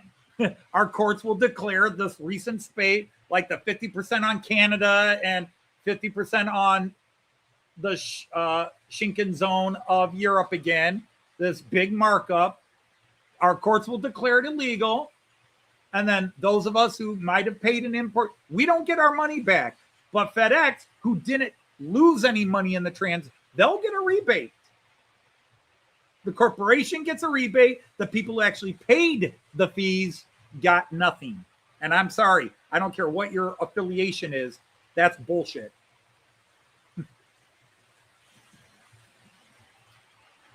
I'll probably get a few dislikes and lose some people with that, but I'm sorry.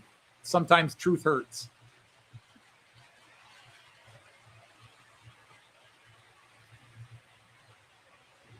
Hey, Artie, how you doing? But we won't make any more I'm trying to talk economics and not politics. Now, the problem is sometimes you can't distinguish the two. But let's not get into bashing. There's a reason I have a rule for no politics. Unfortunately, our train hobby has an economic issue with it that sometimes crosses that border.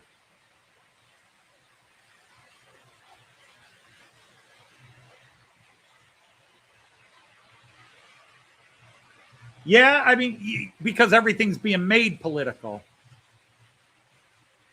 But, again, I just, I need to move on and talk happier things. Like I said, I was in a great mood yesterday, even though I finished the day about 36 hours behind my projected schedule of where I thought I'd be. I really thought that tomorrow morning I'd be putting in, that I'd be tiling tomorrow and done on Sunday. I really thought tomorrow I'd be tiling and done on Sunday if things went well. And things haven't gone badly. They've just gone longer than they needed to go. It should not take 5 hours to take out. Actually, it was just 4 hours on the last shift. Trying to get these vanities out was 2 days' work. And it should have been an hour or two at the most. Stripping the walls took longer than expected. I did a full gut job on my downstairs bathroom. Tiled, new floor, new walling, new ceiling. I gutted the entire room. New electrical, new plumbing, new tub, new tiling, new vanity, new sink, added a closet, beautiful new stone floor. And I did that in 7 days and then had to wait an additional 3 days for the stone sealant to cure on the walls before people could shower or bathe in there. That was a 5x9 bathroom.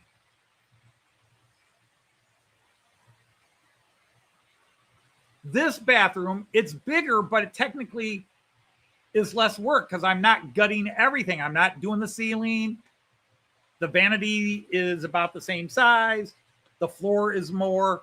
But, oh, my God, it has been so just dealing with what my family calls the Hyder horror show. Every time I open a wall, it's just, oh, look what else he did illegally.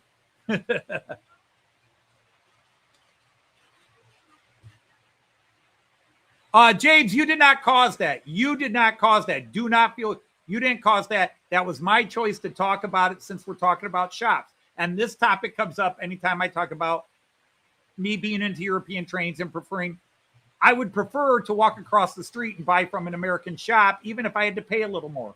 But I don't. No matter where I buy from, I have to mail order. And normally it's cheaper for me to buy from Europe than it is from America.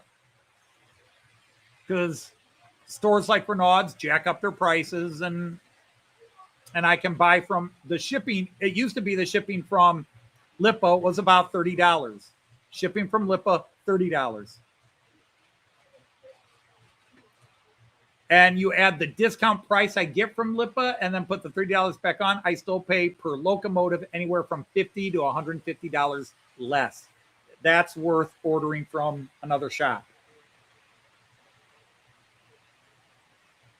At least you don't have straw on your walls. That would not be the worst thing other than the fire hazard, of course, if you had electrical running through straw on the walls. But the previous insulation in my living room was newspaper, where they grind it up. And that's a nice fire hazard. It wasn't good old Owens Corning fiberglass.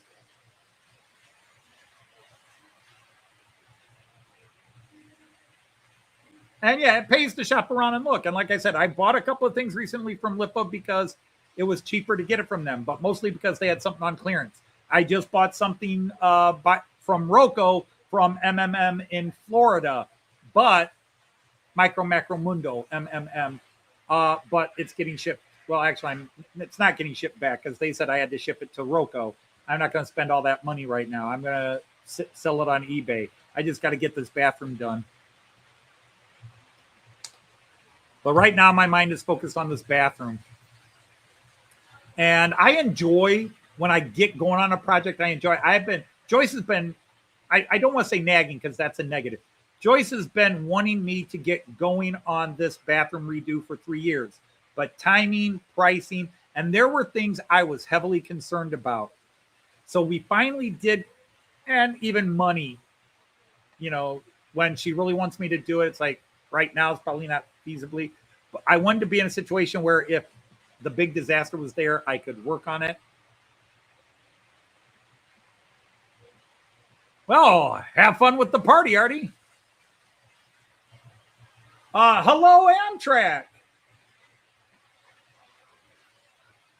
I will answer that, but first I'm going to knight you. And by the way, James as well. I didn't knight you either. I now declare you a knight of the rhomboid table. James that was talking earlier, if you got a channel, you can now post a link to it. Amtrak, you can post a link to your channel. You can post a link to any channel that is anything that's hobby or fun related, a good comedy channel. Just no politics, no religion. No discussing, no posting links to. That's the only way you get banned from this channel. We talk about anything and everything. The only thing that we are no about is politics and religion. Of course, I just was doing a discussion that can very quickly go into politics, which gets people getting angry, especially in this country. So I try to keep it away. But yeah, my layout is a giant C. So let me just show that layout map one more time, everybody. It's been a while, so we're going to go for 2 for today. So here's what my layout looks like. I am looking this way, you know, what looks like up, but it's forward for me. I'm looking up this way. So when you look on that side, which isn't the actual way I'm pointing, but if you look on the map on that side, that is an 8-foot by 13 table, 8 foot wide, 13 foot deep. That side is 8 foot by 12 foot. So 8 by 13, 8 by 12. And in the middle is 2.5 feet deep by just over 6 feet wide. So it is, the long run in the back is 22.5 feet. 22.5 feet. Hey, Sir Fresno Jason, man, I would love to go to your live streams, but I'm asleep at that time. Locomotives are your religion. Joyce is my religion. Trains are my hobby. They are a passion because, as I always say, they are heroin. Trains are a heroin.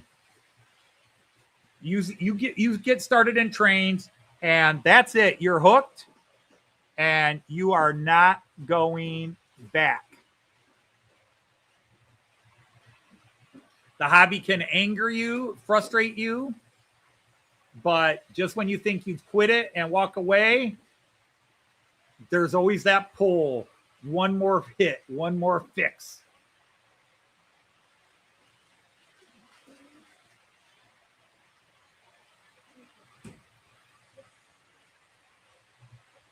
No, that's great, James, because I guarantee you a lot of the viewers here today will check that link. They might even subscribe and see what you got going, because the one thing here is we don't judge.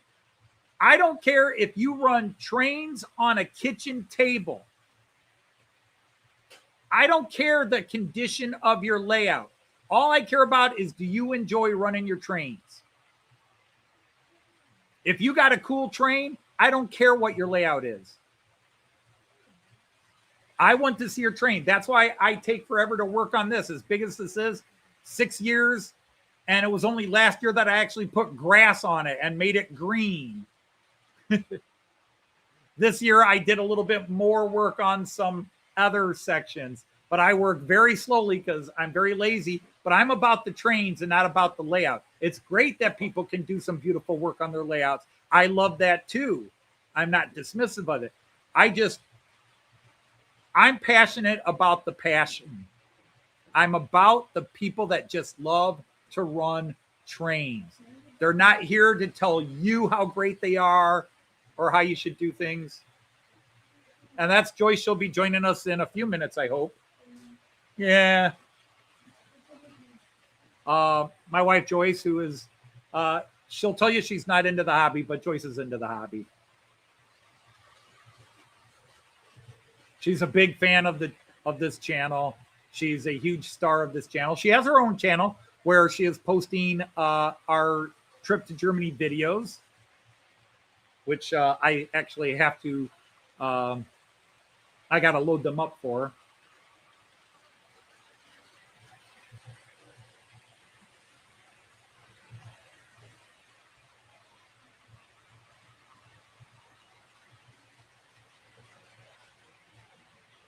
But yeah, I mean, you know, whatever you do on your channel is great. Share the love, share your creativity, share your knowledge and skill if you have it. I don't have knowledge. I don't have skill. I just have a love of model trains, and I just try to do. Now, I'm very proud of some things that I did before the nerve damage in my hands got too bad for me to really do small things, like try to build a bathroom. Where is it? Village View. Where are you? There you go. Village View. But that station there, that is a 100% exact replica of a station in Germany called Delmenhorst, or if you say it in German, Delmenhorst Bahnhof in Delmenhorst, Germany, including the bus depot in front of it, which the Fowler car system works. I just got to fix quarters in the road, which I haven't touched in 5 months. I just got to fix some ugly bumps. And I just keep finding other things that I'm working on, or I just get lazy. The Fowler car system works. The bus just gets caught in a couple of things. And even when the bus does run clean, the two other cars don't run clean. But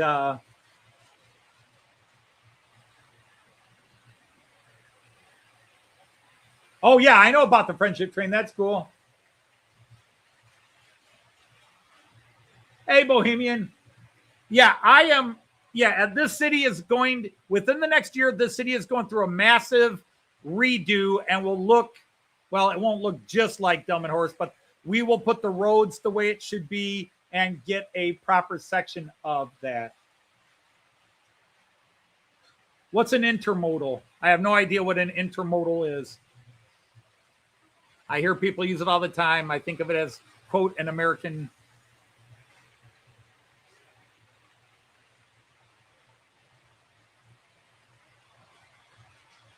Yeah, she's not joining the stream yet, Jean Ricard. You can go back to sleep and stop kissing ass.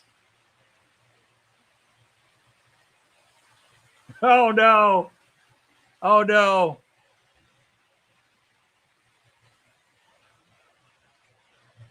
All right, if you don't know, Lindy Loves is my daughter. She is in the Philadelphia area right now with my son-in-law, Chris, and my only grandchild, my grandson, Kyan. So Grandma's not here yet, but Kyan! Hey, Kyan! Opa loves you. I'm sorry, I'm not coming to that hotel. Sorry, bub. I know you don't want to watch the stream. You're overwhelmed. You had a long trip last night to get there. And then you're coming home Sunday, right? You're turning around and coming back home on Sunday. Oh, you poor guys. That's tough. I don't want to get too much in the business, but the family, they're having a memorial for my son-in-law, Chris's father, Ken, who passed away in June. So there's a memorial, and most of the family friends and family were in the Philadelphia area. So the two sons of Ken, my son-in-law Chris and his brother Corey, they're having, along with all of Ken's friends and family, they're having a memorial there. Kyan was his only grandson too. So Kyan is the only grandchild on both sides of the family, except Kyan does have a sister coming in September. So I'll give that one away again, Lenny. But we will have a granddaughter to go with the grandson, which I think is awesome. Joyce will finally have somebody she can play with. No, I don't say that in a misogynistic way. It's just that I stole Kyan right away, but I will definitely try to steal my granddaughter away and get her into trains even more than Kyan.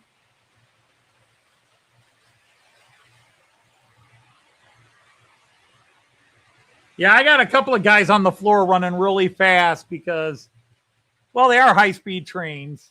I'll try to slow them down a bit. The thing is, if I slow them down, they tend to have a little bit more issue, like derailing a bit. If they go fast, they don't derail as much. Figure that one out.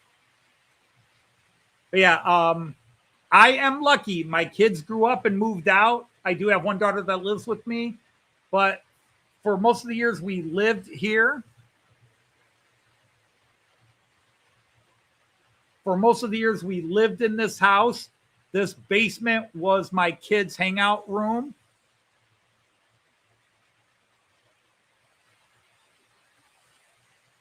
Ah, okay, I got you. See, you learn something new every day.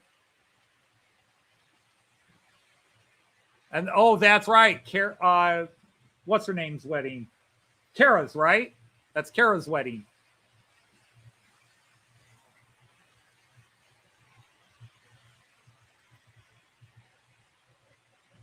Why? Why does it have to be pink? See, there's that kind of male bias. Oh, it's a girl. She'll want a pink locomotive. No, that's not right.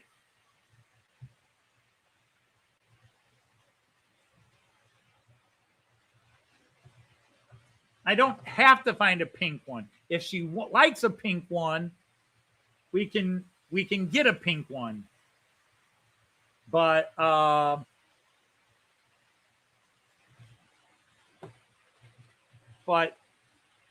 if she's into trains, and she's not going to worry that, well, I'm a girl that should be pink. She's going to be into trains. We're in the 21st century, people. We got to stop acting like it's the 1500s sometimes. Hey, Monsville, how are you? Yeah, and so there's that. If they want a pink one, fine. But if my grandson wants a pink locomotive and I can get one, I'll do that. You know.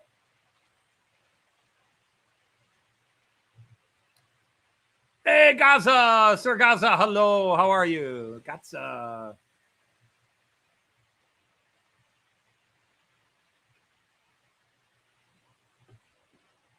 You know, you want to make a Barbie train and say, okay, here's Barbie and it's pink, and you want to, but, you know, oh, yeah, I'm a big Liverpool supporter.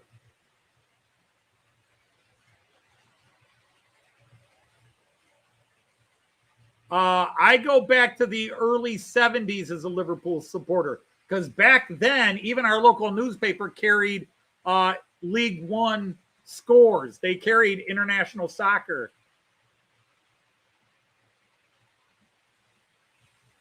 Oh, I had pink dress shirts that I wore just to say I'm not afraid.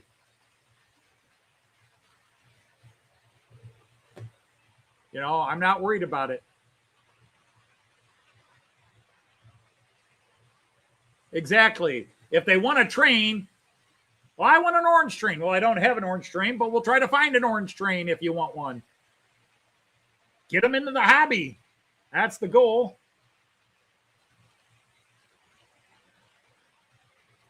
We want the hobby. We want the hobby. But yeah, my kids grew up. The oldest and the youngest moved out. And this basement was sitting here. I got into trains. Joy said, build yourself a small table. And then I said, well, maybe I'll expand it a bit. And then expand it a bit more. expanded a bit more. And then one day, Joyce just looked at me and said, you know what? Why don't you just take the whole basement?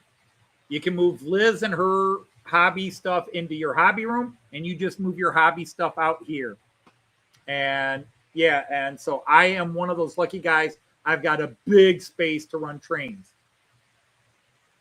Because in all honesty, people talk about the cost of trains as being the biggest issue. There's enough second market stuff, and yes, second market stuff's become more expensive, but there's still enough garage sales and secondhand shops. If you like model trains, you can still do it at a not too expensive. The number one issue model train people face is space.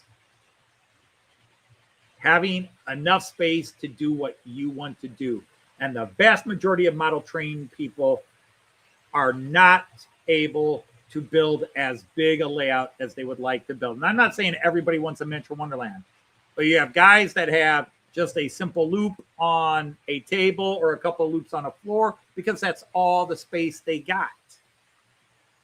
I've got a couple of friends in Germany where they set up stuff on their floor in their apartment. They run their trains for a while, but then, they're going to have a party. Friends come over. They have to pick all that track up, put it away.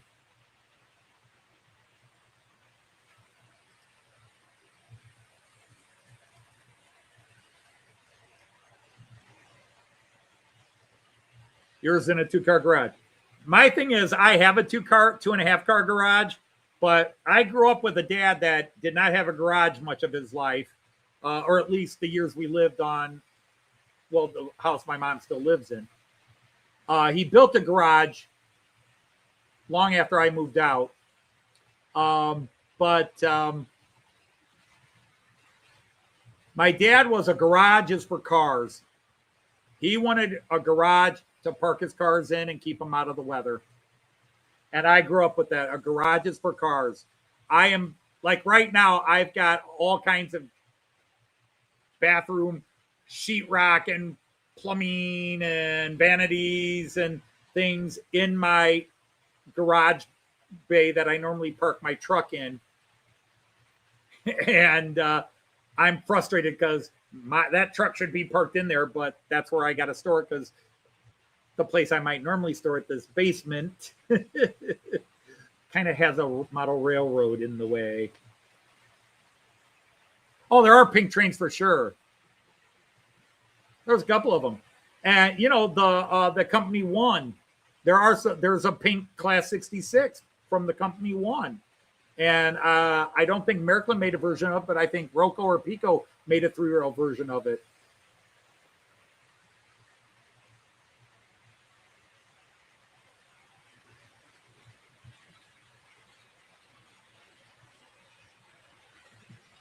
And so you buy things. Now, again, you want the most detailed and prototypical stuff out there, then you're going to pay a price. And you say, it's too expensive. But you just want a train, you want a Santa Fe Super Chief. Okay, you can find a cheap Tyco for $10. It'll run. Or you sit down for 10 minutes, change a couple of wires, and maybe clean the motor, and it runs. It's Tyco. It's not going to look great, but it's a Santa Fe Super Chief F7. That's going to run for you.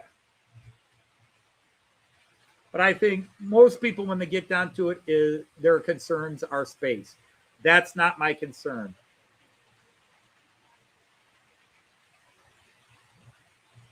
He's going to a new racing league. Yeah, I've missed a few of your.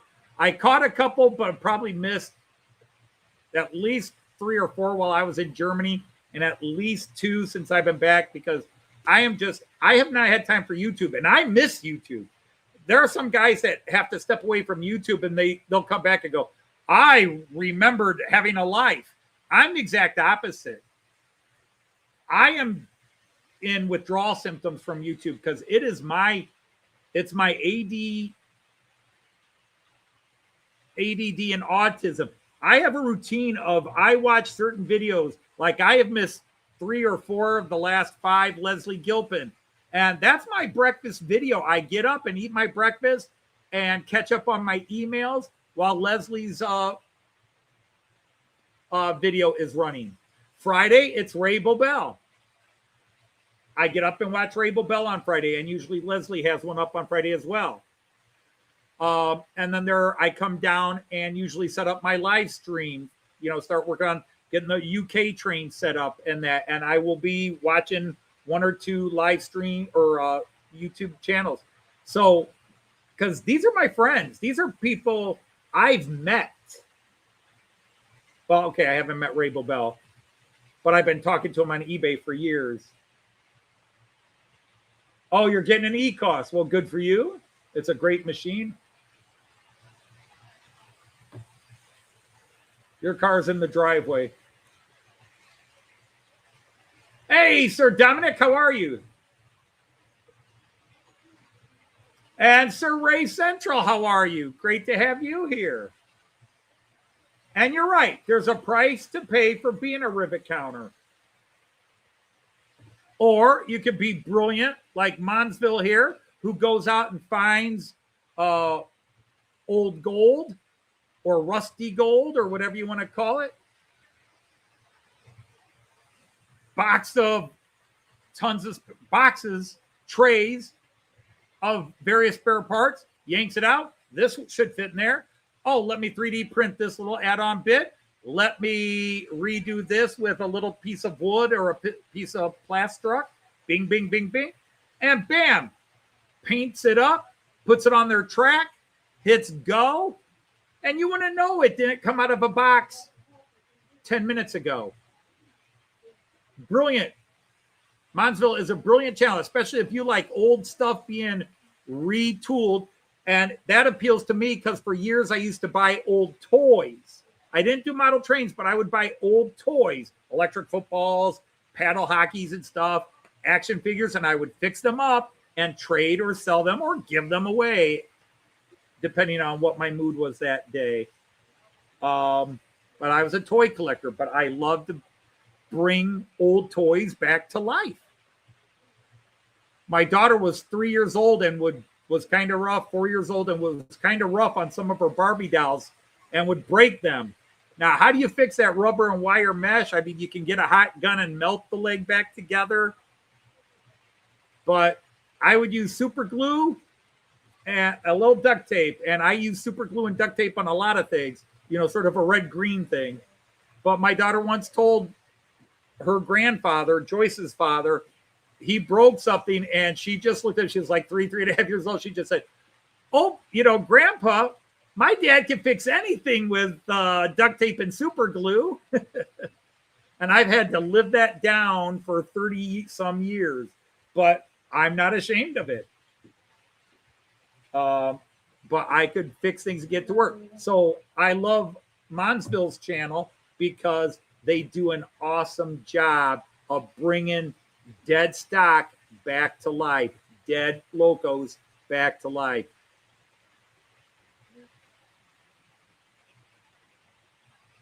Summer card, I don't even know what that is. Oh, yeah. Hey, we've got a special guest. Here.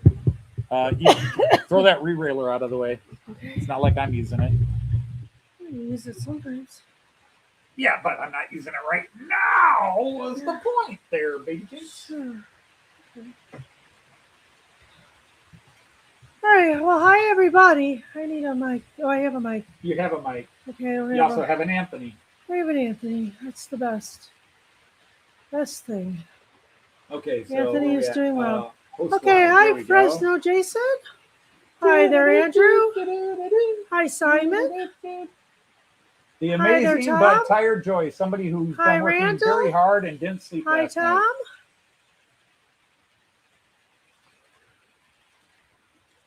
Good enough. Good morning, Your Artie. grandson was Nice here you're earlier. here. Hello, Sean. Oh, he was. Okay. Yeah. Lindy came on. Lindy came on and said, Kyan's Okay. here, but he doesn't want to watch Hi, the Ron. live stream. And Hi there, Greg, Great Northern. Your wife there. Hello there, Ray. Hi there, Rule of Blue. hello. That's KJ, Hello. right? Hello. Dino. Hello, Chuck Schreiber. Hi Hello, there, Spence Too Mick. Much. Hello, Hi, Suspense. Andrew March West. Hi, Spends Too Much. Assuming Spence, eh? Well, considering how course. much we have spent the last Hi, couple of weeks, Karen. Spends We Too have Much is spent a very a lot appropriate of nickname. money, yeah, on this project. Oh, you're still here in Cayenne's presence. Hey, Russ. Oh, yeah, SMT does that. And Okay. So, Cayenne, I'll give you that. Hi, sweetheart.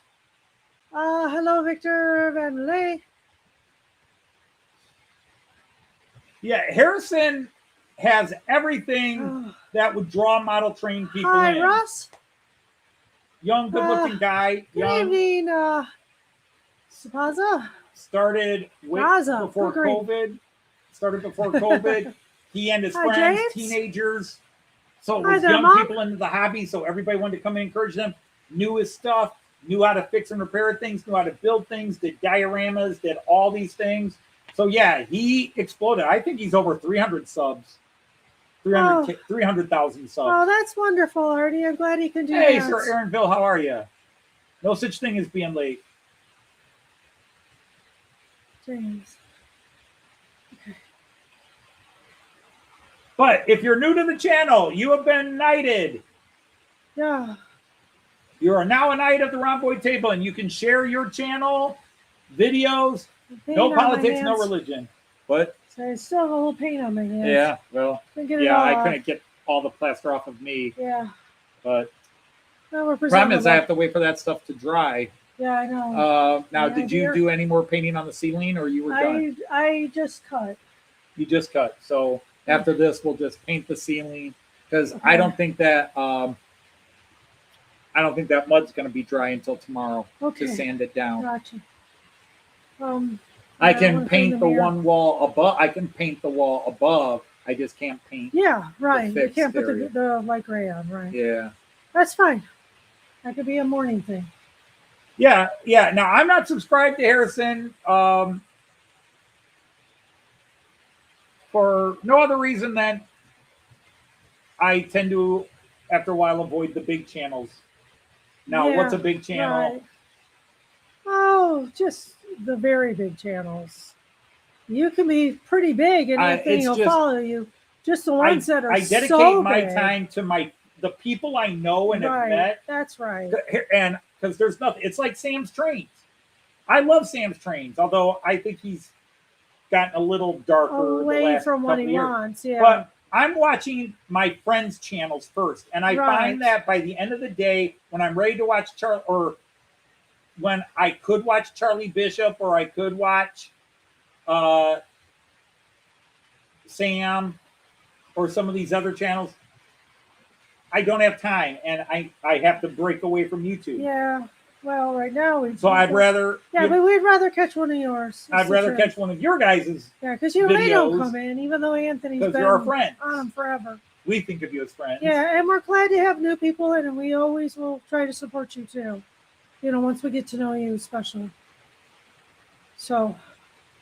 Yeah, Mick. Everybody knows that town name, except truth is that town had a regular simple name, and they just changed it that way to get into the Guinness Book of World Records. Right. And now some town in India or China, I forget where, Let's try to changed top their it. name Right. to be the biggest name. So I don't know where the battle's at now. Yeah. I live in Toledo. Nice and simple, 6 letters. Yeah, and I don't think they're going to change it anytime soon either. Or as we call it now, the 419. 419. We're in the 419. zip code. man. Yeah. The area code, the phone area code. We're in the 419, man. You got into G scale? 222K subs. Okay. Yeah. All right. I thought he'd broken 300, but maybe Yeah, it was it's 200. just you know, especially like people, their streams, their chats will go so fast because there's so many people in them, and there's just no connection. Yeah. Fortunately, Or just like in the background tonight. The former, Okay. the former Luke Towan. Oh, I'm so sorry, Scott. That's so painful. The former Luke Towan, and I hope forget the her floor name now. helps. I'm still subscribed, but they don't post much anymore. They got Right. up to 2 million subs with their amazing, Right. with her amazing creations. because they weren't just model trains. Andrew Boundavelli, trying to learn Welsh before you go to La Dunada. Oh God, come on, Joyce. Scott says good spec on. Landudano. Still having to lie on the floor. Sciatica. Yeah. Oh, I know all about that. My co-sufferer. Yeah. Anthony's, yeah. Which means I know about it too from Anthony. Right. For 5 weeks before we went to Germany, it was bad. And then my hip started acting up. Yeah. And then through the work in Germany, by the time I got back from Germany, I was almost back to normal. And now I am back to normal, except now I'm doing all this lifting. So every day I'm just stiff and sore, but I haven't mangled my back up. Yeah, you seem to recover. I haven't nailed the sciatica.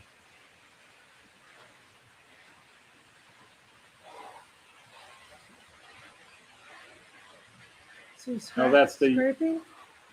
Say what? Some scraping. Hey, there's Sir Chris. That's down here. Oh, it's the one down there. Okay, yeah, that one. Yeah. This is your 100th Loco video. Oh, that's cool. Oh, Do that's you know cool. when you passed your 100th? Because I'm sure you have. Oh, honey, I've got 4,000 videos. No, 100th Loco. Oh, it's 100th Loco video.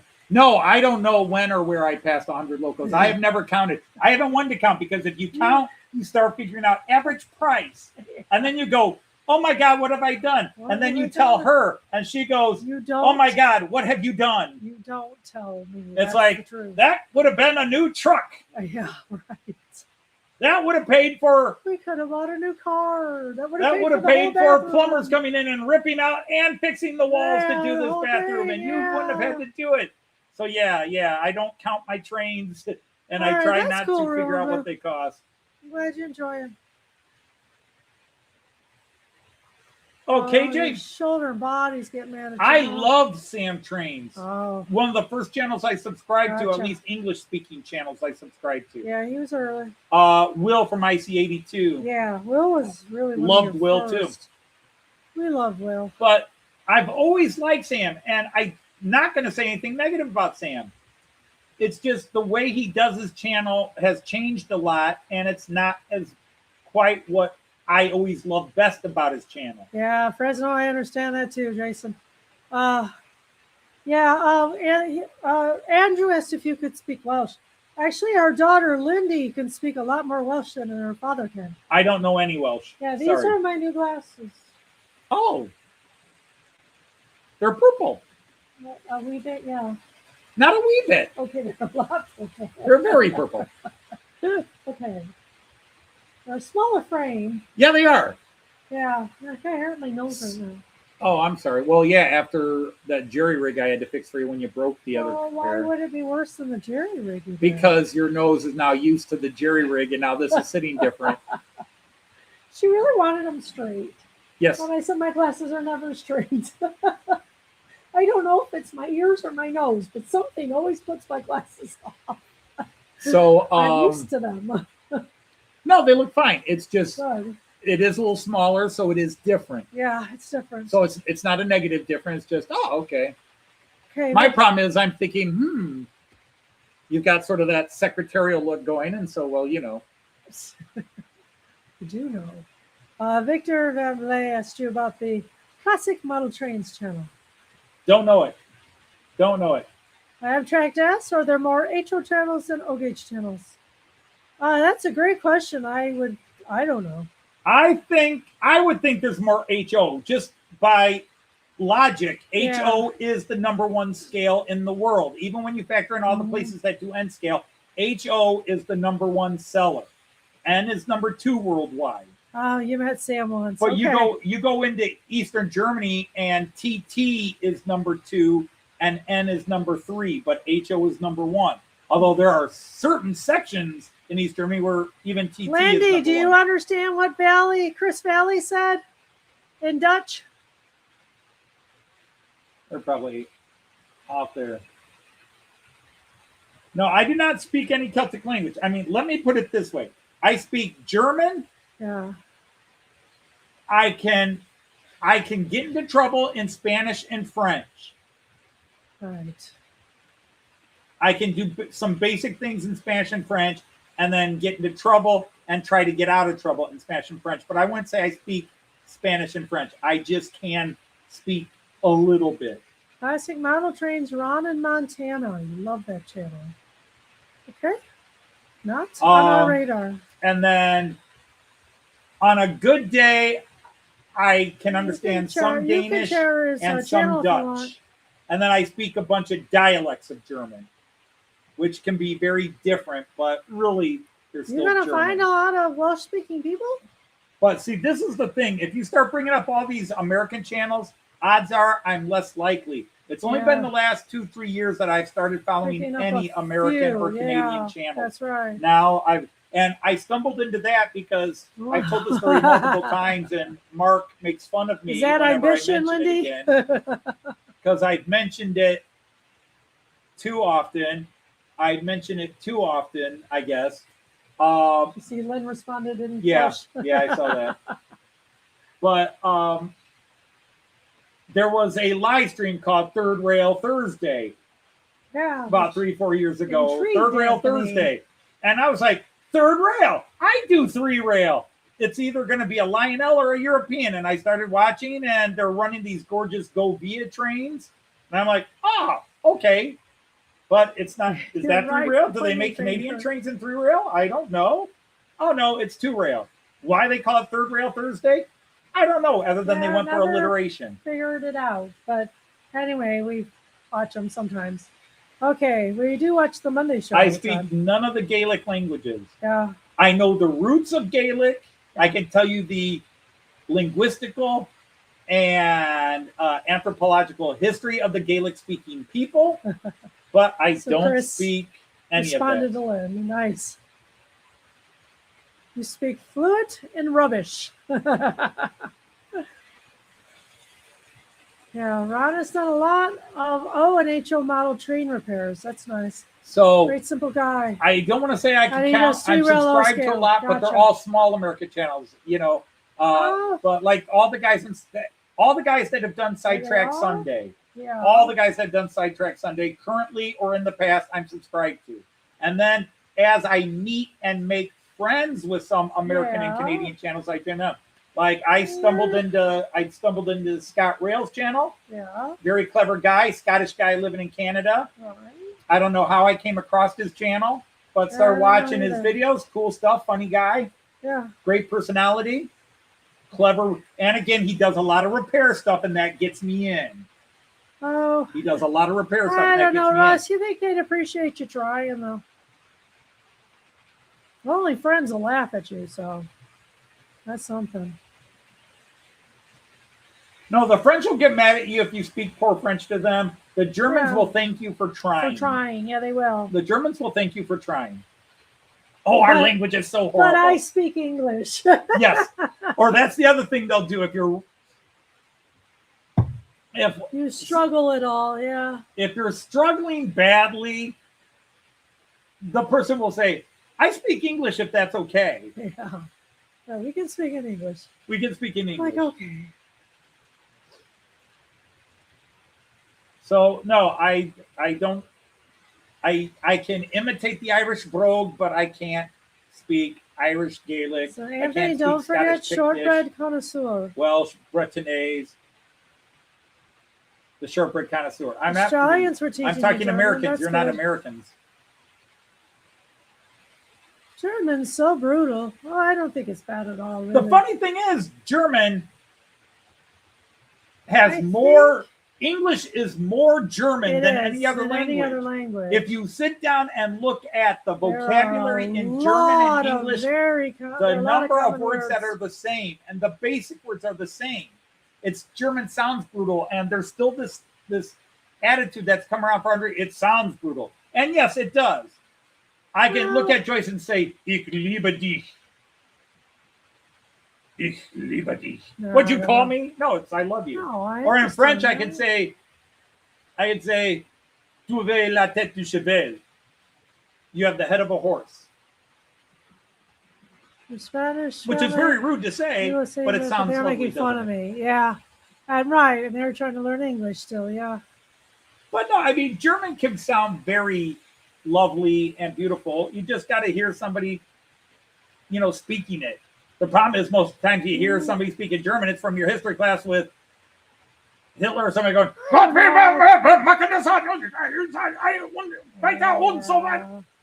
no, conversational German's very smooth. I don't, I've listened to enough German speakers. I don't find it ugly. The scariest thing about German, in all honesty, is Germans make compound words. If it's one thought, it's one word. Where in English, we might take 5 words to say it. Germans like, nope, we're sticking those 5 words together. We're combining them, which is a little... The hearing thing that each of us knows sound differently. Was wollen It's Sie all mir love. sagen? Yeah. Ich freue mich hier, I would think so too. ich freue mich hier zu sein. Yeah, I would think so too. Das Lied hört All right, KJ, you take sehr care. schön aus. French sounds so All right, sweet. KJ. Yeah, it does, I guess. Bouncing out. Have a great weekend. You too. French sounds so sweet, but the problem is French has all these little odd nuances to it, and it's as bad as German when it comes to regional dialects. Sure. Sacre bleu. But yeah, French get, sacre bleu, merde, Hungarian is the worst. Okay. sacre bleu, merde. In English, we just say shit. The French say merde. German say scheiße. And Germans say scheiße. Which actually Of all those is- scheiße sounds nice. It's softer than merde. Yeah, merde, or shit. scheiße. Yeah. Truly is. Yeah, well, Hungarian's brutal because it is a unique language. The closest 2 languages to Hungarian are Finnish and Korean. Wow. And Finnish, I understand, is incredibly Finnish difficult. and Hungarian are part of a language called the Ugric, or the Finno-Ugric family of languages.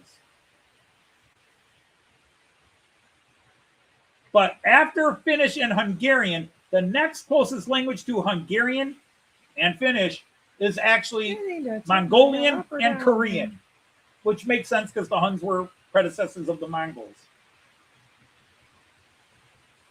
Can't pronounce Scottish. Go home, Saxonburg. Oh yeah, I'm but only every looking at language your has that, geometry James. and all Every that. language has words that can easily get misconstrued or misspelled. Yeah. Okay, Simon. Isn't that true? Just about everybody now. We have a lot of different backgrounds. Well, yeah, but Scheisse, in its basic form, is fecal matter. James. It's fecal matter, and then it accrues, just like the English word shit, it accrues all those other meanings. Sure. You could just replay the Did he spell? George Carlin bit. Oh, you from said Shisa, AM not and FM. Shisa. The I and the E need to be switched. Is it spelled all right otherwise from Eric? Shisa. Well, technically, it's SCH. SCH. Okay. Yeah. Scheisse and Scheisse. Scheisse is specifically fecal matter, Yeah. but Scheisse is the emphatic reply. What do you say in Danish? What do we learn in Danish? Not much. I don't I think say we anything forgot- in Danish. I think I just can forgot what we learned. understand some Danish because Yeah. when it sounds like German spoken by certain Danish people, Uh-huh. I can understand it or a lot of Yeah. it. When I see it written out, I can usually guess some of what it's saying. Mhm. At least basic conversation. Now, if you start talking about the inner workings of a steam engine in Danish, then no, I'm lost.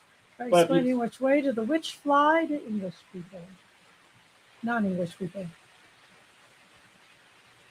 The EMS. Yeah, okay. I'm gonna try. Den du det gælder den national kanal. But again, see, I studied linguistics in college. How languages form. That's one of the things I got degrees in, linguistics. I should sell from the phone. So there was a time in linguistics where I still am pretty good at looking at a word and, if I know its basic family, like is this Sino-Tibetan, is this House. Yeah. Japano, these subfamilies and subgroups, then I can usually remember, okay, these letters are pronounced that way. But in all honesty, it's been almost 40 years since I really did anything Gaelic. Right. My Greek is disappearing because I don't use Greek anymore. Right. No reason. And I used to speak a little bit of Greek because my favorite restaurant growing up was a Greek restaurant. That's and right. you'd learn some Greek. Sure. But I could read Greek, and I knew how to pronounce each letter, Old Greek and Modern Greek. Just like I can read Old High German and pronounce it correctly, which is the most recent example would be me at Eisenach, your most recent video. Yeah. Me at Eisenach. Use Google Translate. Where I grabbed, I used my Google and I grabbed the lyrics to one of Walter von der Vogelweide's poems, and I sat on a rock at Bartburg Castle and started reciting the poem while sitting on a rock. And the vast majority of people looked at me like I was, does he need help? Right. But there were a couple of people who got it. Yeah, there were a few. And smiled and laughed and nodded. Right. But I'm reading in archaic German, Old High, All Old right. High Good night, German. Andrew. All right, Andre. Yeah, translate that Danish dialect. Well, as I said, I didn't go into Danish dialects. Yeah. Basic Danish, like High German, High Danish. Oh, good heavens. But it took you that long to find it and type it. Aye. I'm not going to say I it. use Google Translate a lot when I'm writing to people in different languages, but I always put in there, I'm using Google Translate. Please forgive me if something's wrong. Right. So do not go to Oh, the yeah, screen because and type it Google doesn't necessarily understand in. the syntax that you're using That's that word. right. It will do a literal translation. Oh, your mom's going to bed. Okay. It gets so better. Good night to your mother. It gets better. It gets better as they upgrade it. But like Joyce is doing Duolingo. Yeah, And mom it's- was going to bed. He's here. I will love Duolingo. I love Duolingo for what it's done with Joyce. Well, understanding. Her understanding of German is Kinda. off the charts Put a anymore. sentence together is awfully hard. But it doesn't teach the grammar. It just expects you to pick up the grammar. Right. But since she's not speaking daily and it uses very specific words and phrases, she's constantly asking about the grammar. You do have to learn the grammar, even if immersion's the best way to learn a language. Yeah. Your brain still has to learn the rules. Yeah. But Duolingo, she will say, Andrew, that's cool. she will say, Anthony, what does this mean with Duolingo? And I'll look at that and say, that's wrong. Yeah, he will say it's wrong at times. It's wrong. That nobody would say that. Yeah. They wouldn't say it that way. But apparently the people writing it apparently do. That's not the correct word. Ich habe keine Lust, mir etwas Deutsches auszudenken. He doesn't want to figure out anything in German. Anything in German, yeah. That would mean he would use I have his no German. desire. Yeah, he would use his German for his tip. And that was done for me by Google Translate. Yeah. Getübt.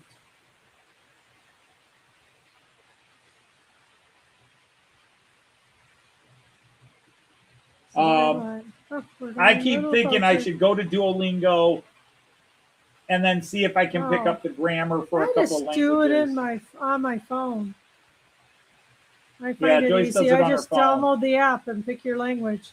Because she sits in the living room while we're watching TV, and all of a sudden she's just, I don't know if when she's talking to me or not, because she's doing things on her phone, and all of a sudden she's like, Anthony, did you hear me? What? I was saying, I thought you were on your phone. You never gave me this word. What does it mean? Or what did I do wrong in this sentence? She doesn't use Google Translate. She uses Anthony Translate. I use it, because I can. It doesn't matter if Anthony's busy with something. I have a ringer in the house. It doesn't matter if Anthony's working on something on his computer. Anthony, I need help with this. Anthony, I need... And she gets mad at me if I don't immediately translate her German stuff for her. You're busy. I'm just seeing if you know I'm busy, but it doesn't. I'm more important than what you're doing Our there. My son- German is more important than what you're doing there. Our son is slowly trying to learn Spanish. He also is a ringer because his wife is fluent in Spanish. Yes, his wife. Yeah, Mom. that's how you pick up Wife broken speaks English. No one fluent speaks that Spanish, way yeah. to another person. Yeah. Colombian. I wish I was there, me speaking Scottish and actually going, please have some subtitles. He might tell you to slow down. The only thing I'll tell you to do is slow down. Yeah, Anthony Translate is more Because, accurate. see, the funny thing is, Andrew, with you speaking Glaswegian Scottish and knowing the dialect and the accents in that, I can flip into certain local accents here and use certain words and phrases in English, and you would have no clue what I was saying. You would know I was speaking English. You might even recognize some of the words, but you wouldn't have a clue. It's no different than rhyming slang in Birmingham and so Hey, forth. Dan's Model Railway. Hey, Sir Dan, welcome in.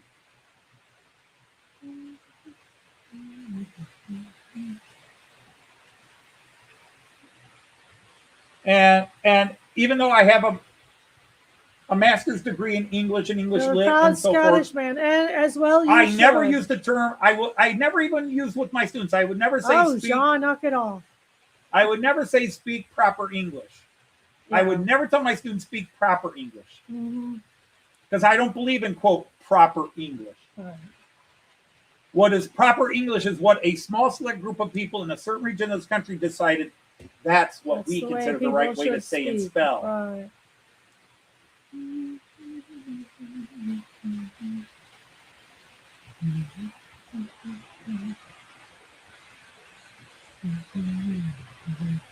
You said you wanted a light dinner. I bought a variety of things. You could Cool. choose from. Jean Ricard, do you ever have to go to a proctologist for all that shit on your nose from kissing ass all the time? Right. Once you get dialects, I'll do my Daisy. Shakespeare never spoke proper English. If you haven't hit the like button yet, ladies and gentlemen, please hit the like button. You know we really like it when you push our buttons. But I had to learn Old English. I had to learn Old German and Old High German. Dang, he doesn't pay attention anymore. Yeah, I think that's about it, Fresno. Or Jason, you just gotta have people understand you. Can you speak to me in a way I would understand? But the thing is, because I grew up in very diverse neighborhoods and different languages, Arabic, Spanish, even had a Scottish librarian at my school that lived in our neighborhood at my grammar school. Sumer is a Kuminen. Sumer is a Kuminen. You pushed? Thank you, dear. In it, bro. In it, bro. But see, that's it. This whole bro word started with Hawaiian bra and then came into the African American language scene as bro in the 60s and 70s. And then it became bra again. And now everybody says it. I hear Germans going, you know, Germans used to say Mensch. Now it's bro. Hey, was ist los, bro? Was ist dein Problem? Well, searcher school. Oh, that's Bro, hast du interesting. ein Problem? Alter Deutsch und Hochdeutsch, ja. Moin, moin.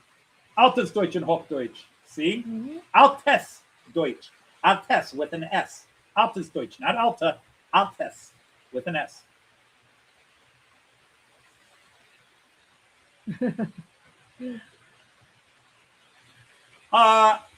Because there is no such thing as proper English. In England, you got the Queen's English, or the King's English now. A bar is a big black but thing that chases you walk on the street, cow very few is people always speak that. poses. Only a very particular group of Londoners Oh. and, quote, the rightly educated people in other regions. Otherwise, you go into Cornwall and you get that Cornwall dialect. You go you get the Yorkshire, you get the Brum, Yeah. you get Monkeys and Liverpudlian, and even with Liverpudlian, Are you talking? Are you talking the Dingle area? Are you talking Scouse? All right. Because even in Liverpool, the famous Liverpool accent of the Beatles. If you really pay attention, there's a couple of different accents in the Beatles. It's Liverpudlian, but they have different neighborhood slangs. Ringo is from the Dingle. He's got a much thicker. Kein König.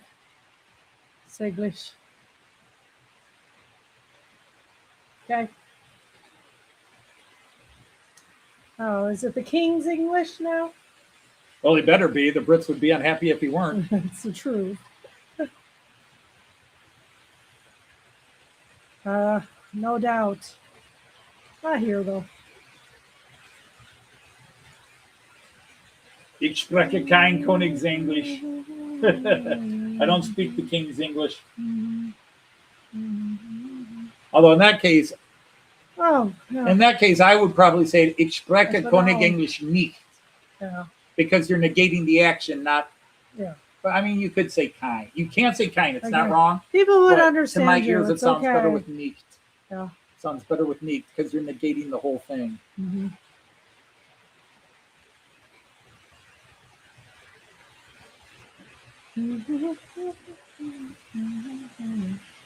Aussie English is very mixed to confuse the King's English and all others to follow. Well, I think it's because you're so far away. Yeah, Mr. I mean, that's Artie. just natural. You know, Yeah. You could take a group of people, 1 million, 10 million people, Turning the trains loose? and split Is that them. good or bad, Randall? That's a fair question with what he does.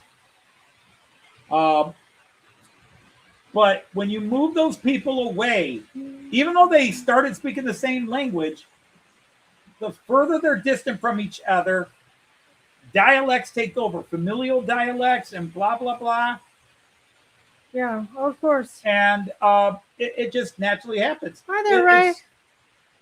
It's funny when I meet third generation Americans whose great grandparents came from Germany, and they will speak German because they learned it in their, and it's like, that's really not German anymore. I mean, it's German, but it's not. If you go over there, people are going to look at you funny like.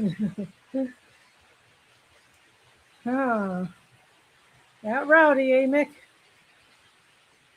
Well, actually, Raymond Legs, the recent German family are Germans. They changed their name at World War I, but the Windsor family, their real name is Saxe-Coburg. They're German. Okay. And Queen Victoria, they are. You're right. Queen Victoria's grandfather was German. Her husband was German, and all her descendants are German. There's not much French blood in the English throne anymore. There was a couple of centuries ago, but nope, they're Germans. Yeah. They are very German in many ways. No, not Saxe Goldberg. Coburg. C-O-B-U-R-G. Saxe Coburg. Your wife can speak some German. Okay. And of course, I used to. Some is better than nothing. Yeah, and when I was Says the tutors will watch. when I was in American Junior High, which was labeled level 7 and 8, I had a friend, Wade Vitchek, who was very German. His parents were from Germany, and he spoke German. That's but cute, Andrew. But it became a joke. Were you born on January 1st or something interesting like that?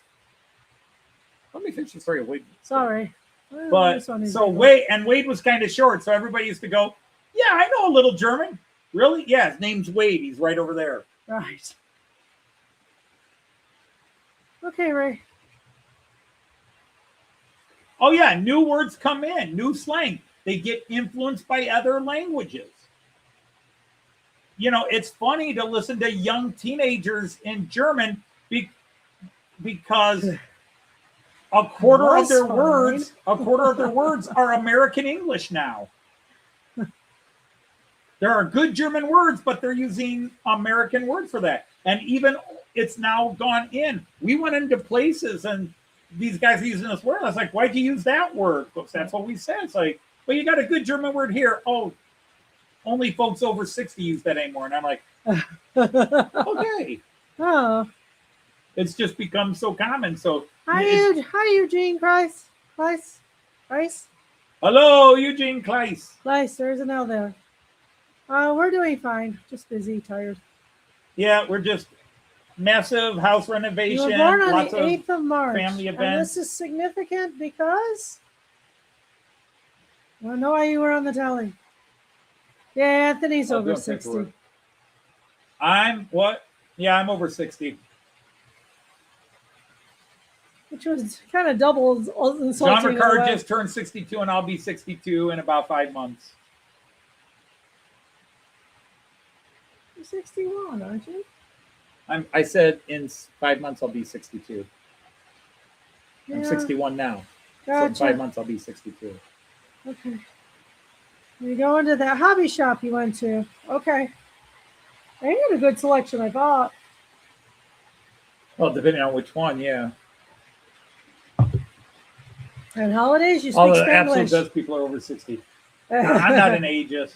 Yeah, absolutely not. Some over 60 are too set in their ways and too refusing to acknowledge that the world has changed and what they thought was That's right great, Ray. 50 years ago isn't right. That's all right, Jason. Yeah, well, no, I won't say you look 21. But if I were to shave this facial hair off, I'd look like an old baby. He's got a very round face. Joyce has never seen me without facial hair. She has seen me with just a mustache, but she's never seen me clean shaven because I haven't been clean shaven since I was 17. Oh, so happy birthday's in order? Happy birthday. Dear Mom? Well, you know, when you're born on leap year, they ask your parents, Yeah, you usually celebrate on one of the are you gonna be February 28th? Which they usually do, Yeah. since it was February 29th. 50. Yeah. But they will ask you, and you can You're in even good tell company, them, just Jason. label it as March 1st or February 28th. Hello, MM. You just winted 60 years on Friday? You just turned You 66 still were on- 60. Well, Just happy well, he's birthday. being funny. He's being Yeah, funny. Okay. Just wented 60. Okay. See, my thing is, now if I was when I was teaching English, and I used to teach English to very urban American students, That's right. so I was always very careful not to say proper English. But I said, there's a way they want you to speak when you're doing this, and this. Right. You can talk the way you want at home with me, but I usually knew some street slang. And then I would pick up. I would listen to my students in the hallways, in the classroom, talking to each other. And I was always fairly fresh on the slang. You shaved once. Okay. You get free prescription medicine from the pharmacy. That's nice.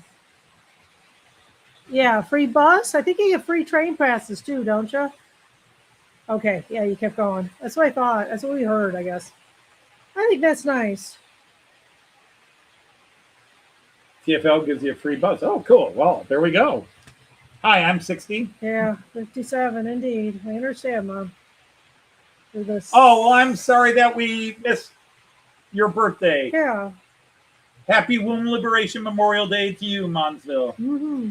I don't say happy birthday because it's not your birthday. If it's your birthday, Yeah. you'd be screaming, crying, and covered in blood. You are a year It's younger another. than my younger brother. It's so I send the same salutations to everybody. Happy Womb Liberation Memorial Day. Happy Womb Liberation Big Memorial butt Day. slap day, do. Happy butt That slap was day. already- But that could be any day.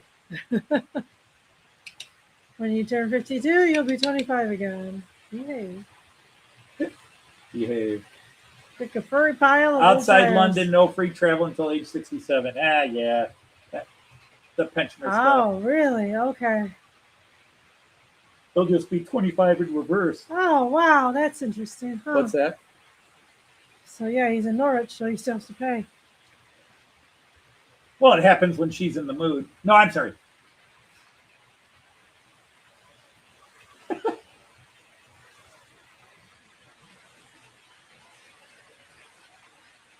But it's Daisy time. I did, Daisy. Did you? You ignored me. Oh, I totally lost it. Yes, I said you missed it. ignored I me. missed Daisy. Mm-hmm. Oh, no. I said, hit the like button, ladies and gentlemen. We always Oh, like, that's not Daisy. we always like it when you hit our buttons. That's not Daisy. Oh, whatever. We are out of practice. We got to get you back. Well, I got to get back to you writing. know what to do. My spirits have been slightly improving. It's good. I did write another new parody Doing song, a project and I'm does working it on for another you. one. You'll be 62 in 12 days. So a lot of us in that 61, 62 age group there. Yeah.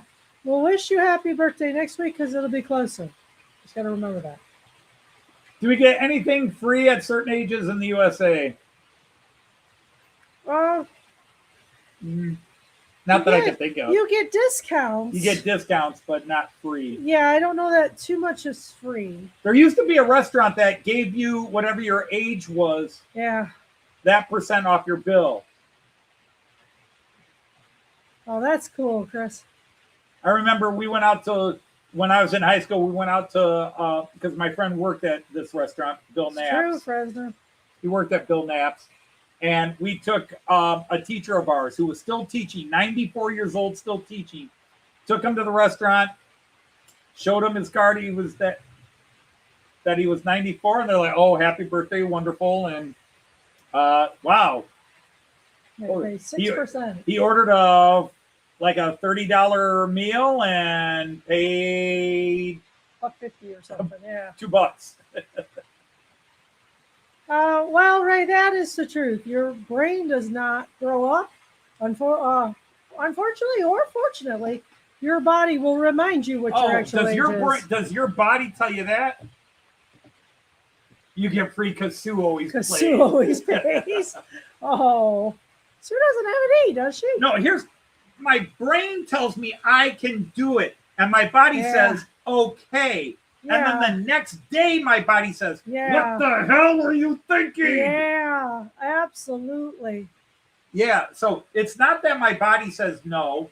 My brain says we can still do it, and my I body know. says, "Okay." Yeah, we've brain, always wondered that we too. trust If you. you're 101, do they give you $1? Thanks for coming. We always wondered that, but no, Yeah. they had science maximum. Yeah. All right, good night to They cover themselves. Hey, Eric, you take care. Sir Eric and Nice Willie to know and you were Dan Kara here. and all Yep. at the Von Don The whole Eisenbahn gang, family. yep.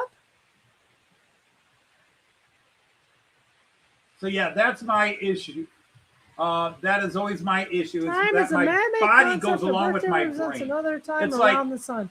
Every now, Absolutely, Scott. That is what it does. every now and then, my body will tell me. It's like I start to grab a couple of boards because hey, I've lifted these boards for Yeah. years, and then I start to carry them. I'm like, yeah, see, I can do this, and then about 5 more steps, like, ooh. Can you bring a traffic cone if you come over? Do you Yes, you understand that? can. You can bring a traffic cone. if I you want. would assume so. I don't think I understand it. Is he coming to America? He's welcome here. Anybody's Told him welcome that. here. Come to Toledo. We got a free room. Absolutely. We got a king size bed with your own TV and all internet, and Yeah. it is an adjustable bed, Yeah, it's really. king size, adjustable. Yeah. One of Lizzie's friends spent the night, thought that, and said that was the most comfortable bed I've ever slept in. So, yeah.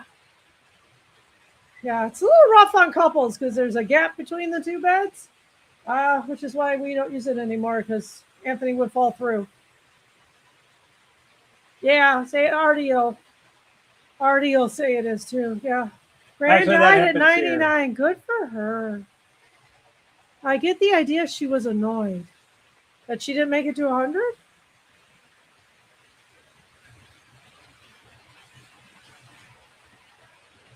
Well, we are past that time. Oh, we are. Well, we were all talking about how our brains think we're much younger than our body does. Oh yeah, well that's just it. My brain and Yeah, my you body's like, really- yeah, we can still do it. Yeah, we can do it.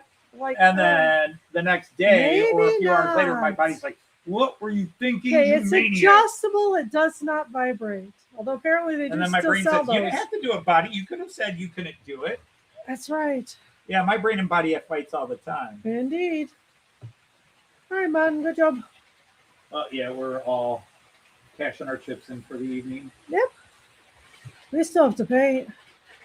Yeah, I still got to do You some could do the painting high tonight. points and I'll do the low points.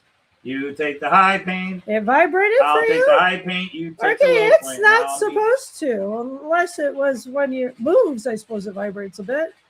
You could take it up and down and have it vibrate, so I guess I'll stop that.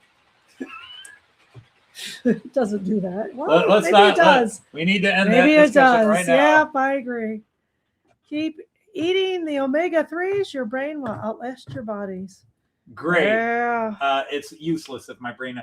Yeah, if my brain outlasts my body, then I'm in a coffin. Actually, no, I'd be ashes, and my brain would be going, "Hey," but then my brain Who's would be smoking? ashes too. Right. Yep, I'm getting burned. We're both getting of us, burned, yeah. and our ashes scattered to the wind somewhere. Yep.